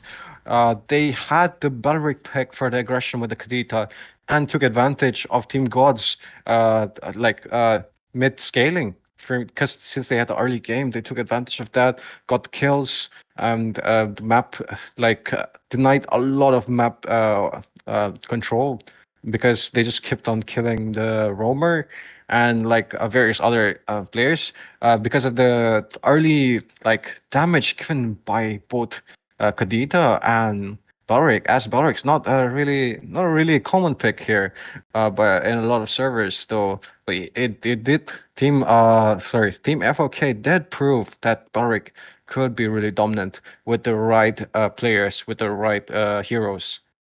And yeah, that was an interesting match, if I would say. And it's only going to go uphill from here, as we're going to see better teams. We're going to see more interesting plays. Maybe some teams are going to have really weird picks, but they might be able to dominate the meta. Exactly, my brother. Well, very well said, bro. And especially in this tournament, which is this much big because it's a season one and has a prize pool of 130k thousand diamonds. So I'm seeing people will have to play with their mind intact, because if you have a proper gameplay and if you have some, if we perceive that draft as a weird draft, but if you able to pull out that draft, that might become a meta in this continent, because nobody knows which meta you can pull off with your own thinking and with your own capability. So everyone here will have to outprove themselves so much that they have to provide their best of their ability, best of their competence, and best of their game plan, which they have experienced over this years of playing MLB. Because a skilled player is, you have to be, if see, some players are skilled, some players are god gifted. So we'll just see who are skilled and who are god gifted. But I think skilled player is also a very good player, because it is made from experiencing every situation in this game. So I'm pretty sure I can look forward to some OP gameplay coming from both the sides of the team. And once again, guys, this is a 10-man lobby, and on the blue side it's Upper Moon Demons and BBH, Bros before H. Yeah, as not all players from that we have in this tourney are experienced with this sort of format. There might be some players that are pretty new to the tournament drafting scene, so they're gonna experiment with that. They're gonna experiment with what to ban. When there's maybe some might not even ban and get put up more heroes up for picks and confuse the enemy. But it's gonna be really well I'd say a well-made plan or Exactly. like lineup by any of the teams, because given there's so much options and to narrow down the enemy choices too. Exactly, brother. Exactly. 100% agree with you. And if you ask me, brother, like the players which learn during the playing the game when they are inside the game and they're in game will stood out victorious and will be a little stand out from the players who are in their comfort zone and are not willing to learn. But we have seen the players in the previous game of this tournament. This is the day one, but still we have seen the utter dominance coming from family of kids towards gods, bro. You know what I am speaking of, right? You were there Yeah, with yeah, yeah. me. Yes, Remember right. that? And Yeah. yeah, Tranquility and the No Map Sense was also a very good gameplay coming from the both the side of the team. So this is just the only first day of this tournament, Battleknights Project India Season 1 tournament. So I am expecting to see a lot level of gameplay from both of the teams, from all the teams here. So this is not a joke, guys. This is the real tournament that you can show your skills to us. So yes, I'm very excited and I can't wait us to just go in game in the drafting phase. And I think both the teams are almost ready. There might be some technical issues, so we just have to bear it with, guys. And in the meanwhile, I would say just like the stream, share the stream, and yes, and as we speak, we are in the in game. What do you think, Lenwell? What will be the first ban from the side of the blue team? Well, as we've seen in most of the matches so far, I suspect it might be a roar ban, but team Upper Moon has a different plan in store as they go for the Fanny ban. Here, Fanny pretty strong in team fights if made to set up well. So they might be suspecting a Fanny player in Team BBH here. But Team BBH goes for a more safe approach here with the Leslie ban here. Leslie really dominant in this meta, a lot of true damage if funneled well, can snowball heavily in any team fight, and just it's so good right now in the meta. True damage has been dominant this meta with the rise of Xborg, Leslie, Alpha. Yeah, they've just been like so much for any team to deal with. Exactly. And look at the Xbox and Joy and Leslie ban. These are the first ban we are seeing the Leslie ban, or as I am saying, because I joined from the third last match, I guess. So I was just Yeah. really seeing first time Leslie ban and the Joy ban coming right up to just counter that, and not counter, but the good ban and the Minotaur ban and the Allot ban coming from the upper Moon's Demon and the BBH with the Leslie and the Joy and the Minotaur ban. I think and we are on the first picking phase, and the first pick is from the Demon, and the Demon is going to pick the Ling. What do you think about this Ling? Ling is the one of the finest jungler, I guess.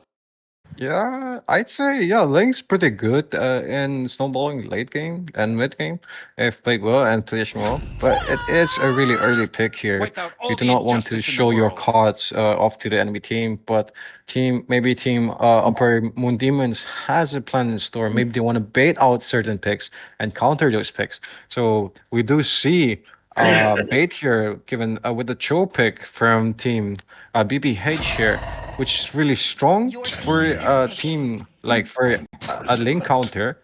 And there is a Tesla pick also, really two strong picks for team BBH, where we might see a potential XP counter, but there is a Kufra to counter this. Kufra really strong with his S1 for setups, with his flicker S1 onto the enemy team for any surprise to catch them off guard. Even can use with his ultimate also, I think, to pin them onto the wall. And there is a Clint safe pick here by Team Demon Upper Moon Demons. I think it's because they want to prioritize a bit of the Link's funneling, so their Clint is gonna be playing more of a like safe poke distant range. Exactly, my brother. The tempest of sword coming from the Ling and the Tyrant Sage and the Tyrant's range and the Tyrant Revenge coming from the Kufra might prove that the setup which you can ask for your roamer and your jungler to give you and dash out the maximum damage you can give to the opponents. However, to counter that, they have gone towards the CC. Look at Cho. the G Kundo coming from the Cho, and the Way of the Dragon can easily counter the Link when he uses Tempest Swords. However, the Terizla is also there just to counter, absorb so much of damage, and the wallet, so that wallet, they have, I think the wallet break is quite good, because if you ask me whether that wallet can counter Terizla, so they just pick it as soon as the team demon allowed them to pick. However, if you see that the second ban, sorry my bad, second ban, Yeah. look at look at that Paramus no warrior, both the mages and the jungler. And very well thought ban, if you ask me. Am I right, brother? Yeah. These are pretty good bans since a bit of lack of range from team BBH. So they do ban the Faramis and Novaria. Novaria for the damage from pretty far range, and the vision provided by Novaria is just huge for if they get if upper moon demons did get the Novaria, but they got that banned, and the Faramis for grouping potentials. So pretty smart bans here by both teams, as we do see team upper moon demons goes for the alpha and Mortis ban. The jungler is not being shown by the other team, as this is a really good shutdown for any potential strong jungler in this comp. Yeah. Exactly, my brother. Exactly. And Linwell, you are looking sick, my brother. We have just shown our picks in the stream. However, look at that Moscow pick. I know carry pick. My bad, guys, my bad. They are going for the carry. And look at the first ban. Sorry, second ban of the both the teams. The alpha, the Martis. So limiting the jungler that can counter Martis. That can counter Link is a very good game thought coming from the side of the team BBH. However, if you ask me whether the BBH also has a very good ban coming from limiting the mage pool of the mage player of the team Upper Demon Moon is a very good game thought coming from the side of the team BBH. However, YZ means Yuzhong. Yuzhong is a good pick for limiting the contact between the black lines, which can provide a lot of damage in the team fights, of the team fights of the team BBH. However, the Xavier pick, I'm a pretty fan of the Xavier, because me myself was about to reach, and was this close to reach a good Xavier rank. But the Xavier is my personal favorite. But I would say Xavier is a good pick for. I think people generally consider Xavier of a counter of the world. However, I don't consider that. Am I right, Lendl? Yeah, Xavier is a counter for the Blues sometimes, depending on the situation and how much gold both teams have. But a lot of zoning going to be provided by Team UMD here against BBH, as there are a lot of CC and disengage given by Team UMD. Meanwhile, Team BBH does have a lot of setups, does have a lot of damage. A lot of Valkyrie can push back a lot of incoming potential enemies, and they do have the damage shred from carry here for any tanky hero. And there's an Aluka pick here. A bit Yes, bro. surprising. I was about to. Yeah. I was about to say that, bro. I am a fan of Alucard pick.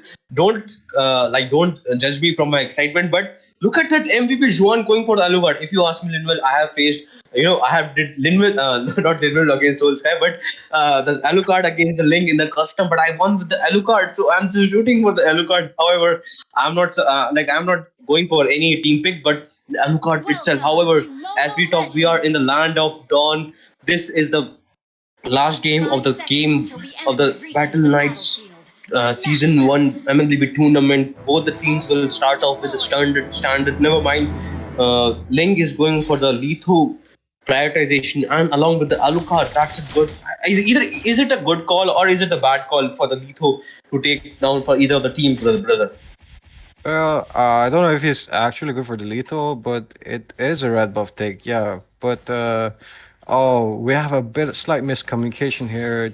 The marksman being delayed for his lane. I think this might be a bit difficult for the early game phase here. Team UMD struggling a bit on the early part, but team BPH is jungling really fast right now, getting the Alcurt low for as fast as possible for the gangs. and Ling is still on the lead though, with Alucard getting both buffs. And I think, yeah, it's pretty slow so far. Exactly, my brother. But look at the Alucard farming speed going for the Link's blue buff. He just recognized that Link hasn't taken his Oh, blue and going towards the first invade. And look at that. Look at it. Oh, he got a blue buff, I guess. And the team fight is there. And I guess that's a good ball coming from the Kufra. And the first blood will go towards the Valir. Kufra can't provide unnecessary ground protection ground. Never mind, Xavier might get taken down here. Joe with the G Kondo and will take taken down and will escape. Never mind. He will revive Link with the good walls, but never mind. Link doesn't have enough damage. Look at the Alucard. Look at that Alucard. Alucard is going towards in and might get taken oh down. no. Yes, Kufra might get taken down here. Yes, Nilwal. Yeah, that was pretty unfortunate for Team BBH here. A bit of the greed with the kills, a bit trying to take down the Cho, but he does survive at 1 HP.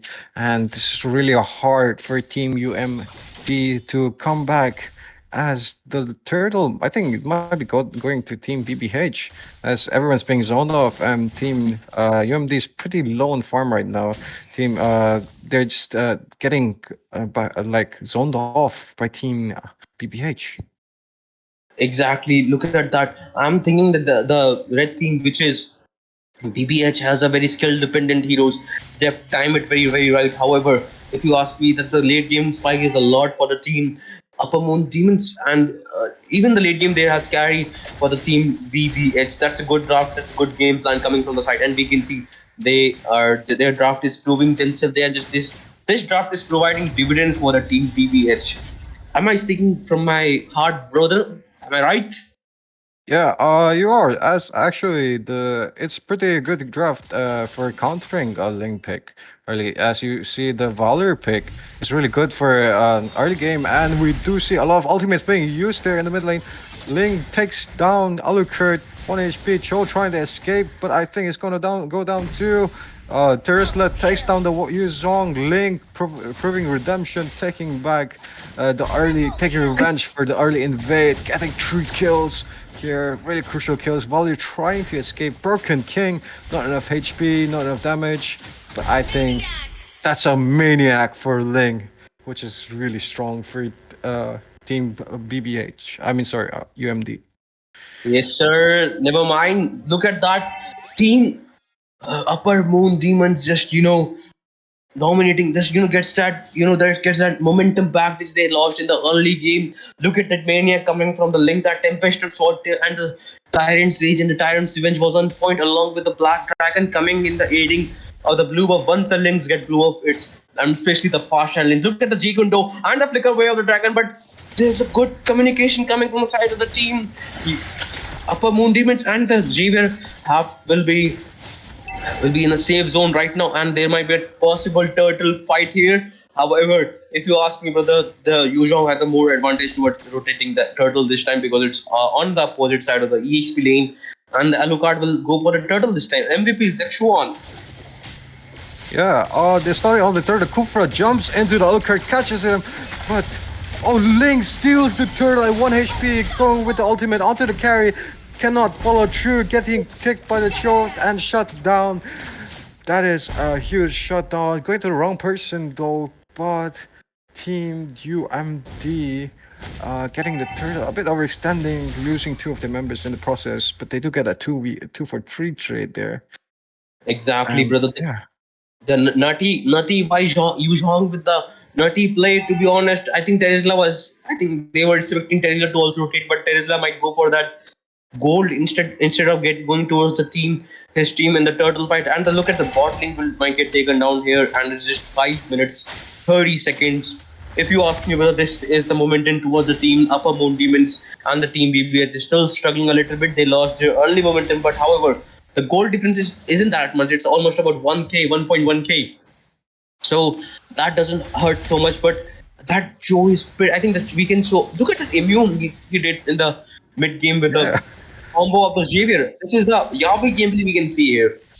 It's pretty smooth. He's just been playing perfectly with his skill and ults. As he did try a flicker ult onto the enemy's Xavier, but sort of failed because bit of lack of miscommunication with his team. Couldn't finish off the job. Kufra is charging a Tyrant Surge in the bush though, but it's not does not connect. Joe tries to go on for the Xavier, gets the kick. Carry melting down, but Alucard gets caught off by the Yuzong. And Team BB they're just having trades left and right. The Link's ultimate being used takes down the Valor, but Kufra does get the carry kill also. A 1-for-2 for Team UMD here. Teresa does push for the top lane while all this is happening though. Exactly, brother. Exactly. Look at that Link's Tempest of Sword providing providing his team that he will limit the bullet which is on the back line, and he was successful in that. In the top lane, Terizla might be dominating his lane, but I think Terizla needs to ganks with his team. I think now he will be able to gank with his team. And look at the turtle going towards the team Upper Moon Demons. However, the team BBS is not ready to back down. The momentum that the team you and never mind, that's the self motivating coming from the emotes of the team Upper Moon Demons. I actually kind of like that the positivity there. And the Jeevan might get his second item, that's the Enchanted Talisman. And look at that itemization. Clint and the carry is almost on a difference of I think 1k. And in the top lane, we can see a potential kill of the Terizla. Yeah, Teresa just got shredded by Carry and no, that's not even Carry. Carry was not even there. Sorry, my bad. He got shredded by Team UMD's like combo and Team BBH a bit back right now on the map control. They're getting invades a bit back on the kills. Kufra charging in, trying to get a potential engage here, but oh, the Retrick going to the link, and both teams just playing passively right now. This waiting for something to happen, and something does happen, and the Kofra getting shredded down to half HP by the carry. I think she only has 2 of her items, 3. And the Xavier gets kicked by the Cho with the concealed play. That was just really all of a sudden. Even I didn't know what happened. Look at that lane, look at that lane going towards the carry. Senses that carry is alone, might get towards the black carry. And the Tempest Sword used for the Valir counter. And yes, Valir will be taken down. Double kill for the Link. Jazz is on the Jazz right now. Bro, the Link with Tempest Sword is so skilled, right? To be honest, he's so fast, at least faster than me, to be honest. So what else you need on the Link? However, look at the Alucard. Surprisingly, Alucard is trying to keep up with the Link, but Link is on a lot of momentum right now. So I guess there might be a potential, I would say, Link domination snowballing in this game. Yeah, I think he is more snowballing. well, yeah, he is snowballing. He just shut down the carry in like 2 moves. Yeah, he just got shredded, and there's nothing much you could do about it. But we do see Ling is alone right now on the top. But Cho gets picked off. He's getting shredded, but backs off. Terizla jumping off in to help his teammate. But it's not enough. And Ling does come back, trying to secure the kill, gets the carry, tries to run away from the Alcree, but Alcree takes it down. And that's a shutdown. That's a double kill from Clint. Dragon Blaze. Never mind, it's Ranger. Ranger with the double kill, sniping that Cho and getting another kill. Exactly, Blue Tesla with the penalty zone tries to zone out the enemy, but fails to do so. But the Link with the Tempest of South, but will taken down from the Alucard with his chase, with his vision wave. I guess, and that's actually a little bit good. This gets room to breathe for the team. For the for the red team, and look at the Upper Moon just going towards the Lord, and this might be the free Lord towards the team Upper Moon. Yeah, Team Upper Moon really on point with their positioning, engages. Ling knows exactly when to go in the backline. He's on here trying to set up a play, but Team BBH just backing off. They know they can't take this fight. They know they need to defend this coming Lord. The waves are getting pushed. Lanes and minions are getting pushed. But they're a bit down on farm too, so it's a bit hard for a team fight as they have so much heroes to look out for. The Yuzong, the Ling for diving in the back line, even the Kufra with the flicker, and Xavier just zones off so much from the enemy team. And Team BBH is struggling right now with the lanes. Towers getting pushed. Lord will get shredded though in mid lane. But Team UMD knows this and going for other objectives. Kufa trying to Look at charge. Kupra. Yeah. Yeah, Yeah, I I'm think sorry to it's cancelled interrupt that. you. No, that's fine. That's fine. Yeah, I think UMD is just playing a bit passively right now. Yes, UMD is trying to just play passively right here, and this show has been a very menace for that Xavier. I think Xavier might be cursing himself that why didn't he bring Purify for the show? So, and if you ask me, that's a successful defense coming from the side of the team, both the teams, I guess, both the successful push and the successful defense. However, the team, look at the turrets difference. Is the 1-6 for 1-6.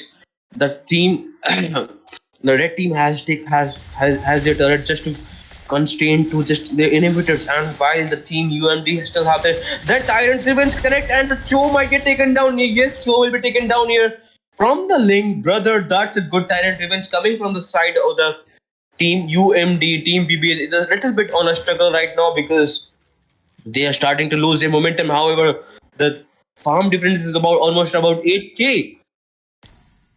Yeah, not much can be done by Team BBH at this point, I think, because anyone that goes to the backline just gets shredded by Team UMD. UMD's just been so far up ahead on the farm. You can see the Clint has almost 4 items, 4 damage items to be precise, and Ling is just almost completing his set, just shredding through almost everyone in the enemy team, the squishy heroes and the tanky heroes combined. But Valier not being able to zone off, I think. They need a setup from the Terizla for a team fight to be happening. As Cooper has just been picking off the troll like left and right, he's just not being able to go in the back line. Exactly, and we have Super Cho can be a menace for the backlines with his precise kicks and with precise way of the dragon, precise with his G Kundo. That's what how Cho can easily pick up, but he's so confused whether he should pick off Xavier, pick off Clint, pick off Link, because these three are giving massive amount of damage to the team. BBH and BBH with their retaliation, they're just you know giving they Yeah, as much giving as much as they can. yeah. Team BBH, it's just they're just taking everything they can just from that first maniac lead. Okay, Clint secures the Lord here, and they still go in for more. Team BBH trying to get the blue buff. They still got the But blue one. Valor gets the blue buff, I think. Oh, my bad. Yeah, Yeah. Valet got the blue. My bad. My bad. Yeah, I don't know how he got it, but yeah, he got it. Yes, sir. And if you ask me whether this will be a very disciplined push coming from the side of the UND, BBH will have to will have to be prepared for that push, and they have to just give their all to this defense, because if they fail to protect this, I might see a grave mistake for the team B for the team BBH. Yeah, I feel like yeah, as you did point out, Team BBH is playing really strategically right now. All lanes being pushed at the same time with the Lord, and Kufra here trying to set up. I think he might be charging at Tyrant rate soon. In this top fight here, Tersla needs to go in. I think for Team BBH, Kufra is charging, catches off 2 people, and pins them down on the wall. Yuzong gets a kill. Link diving into the back line, trying to melee carry, but goes down to the Valir, and 4 of Team UMD is still alive. Ends the Lord. I mean, ends the base with the Lord. Exactly, brother. Exactly. That was a successful push coming from the side of the team BBH. Oh, my bad, UMD. And we have seen the domination coming from the UMD after the maniac that Link got in the early team fights. That was a good game coming from the both the side of the team. However, I would say that a little bit communication mistake coming from the side of the team BBH. Terizla was actually not let coming in team fight. Look at the team fight participation of the Terizla. However, that was a little communication mistake. But if you look at the MVP, that's the Link Jazz. Jazz with the Jazz Link gameplay. 86% damage, sorry, 86% team fight participation, 25% damage, and Yeah. he was just melting the backlines, just like this in a snap. What do you have to say about this data, brother? Well, you can see that Ling did focus a lot on the backlines. He knew exactly what to do when he got the lead. He just kept on farming, overtook Alucard, took multiple lords, objectives, even took down the marksman, which made the marksman much easier, which made the clean much easier to farm with. And the Clint didn't die even was. He was just farming peacefully. He didn't have to worry for any engage or like particular gangs in his part. Because Cho was mainly focused on Xavier, I think, most of the match, as he did set up a lot of good flicker alt plays and then get that Xavier kill. But I don't think that was enough for Team BBH to win the match, as the rest of Team UMD did snowball and took revenge on that kill. And I think it just was a series of mistakes, and just BBH just couldn't come back, and UMD took advantage of it. And yeah, that's pretty Exactly. much what happened. Yes, exactly. The momentum didn't stop. It just went towards the end of the game. Mhm. But however, both the teams played very well. This was very well. This was the last match of this Battle Knights season 1 tournament, and this was the last game of the day 1. And this will go towards the team Upper Moon Demons UMD. Congratulations, Upper Moon Demon, to win this match. And don't forget to, guys, like the stream, share the stream, and just play MLB and just show us your skills. So signing off this side, this is Soul Sky, and Dinil, you will also sign off with me, right? Yeah, yeah, and this is Linwell. Thank you for having us. This has been day 1 of Battleknights in Project India season 1. And what can I say? What an amazing day! We had a bunch of really good matches, really strange ones also, but they were pretty interesting to watch. Really well played by everyone here, and in the tournament. All the sorry, how many teams were there? 12 teams Yes. that participated today. Yeah, that I like to thank them. I like to thank the staff and the streamers, the streamer BT. Yeah, and yeah, thanks guys for watching. Exactly, and it's been an honor to cast alongside with you, Linwell. And thank you for this opportunity for casting. We will see you tomorrow, guys, with the day 2 of the Battle Knights Project India season 1. Goodbye. Yeah, see you.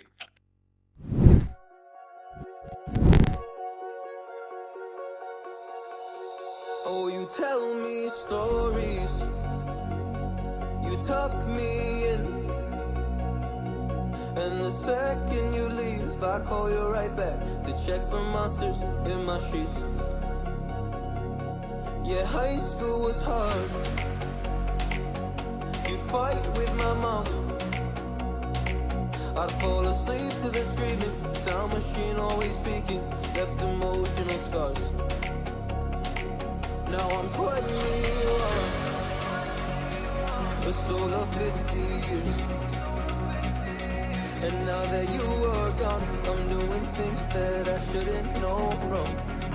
I'm doing things that I shouldn't do. At 21, a soul of 50 years. And now that you are gone, I'm doing things that I shouldn't know from. I'm doing things that I shouldn't do. At 21.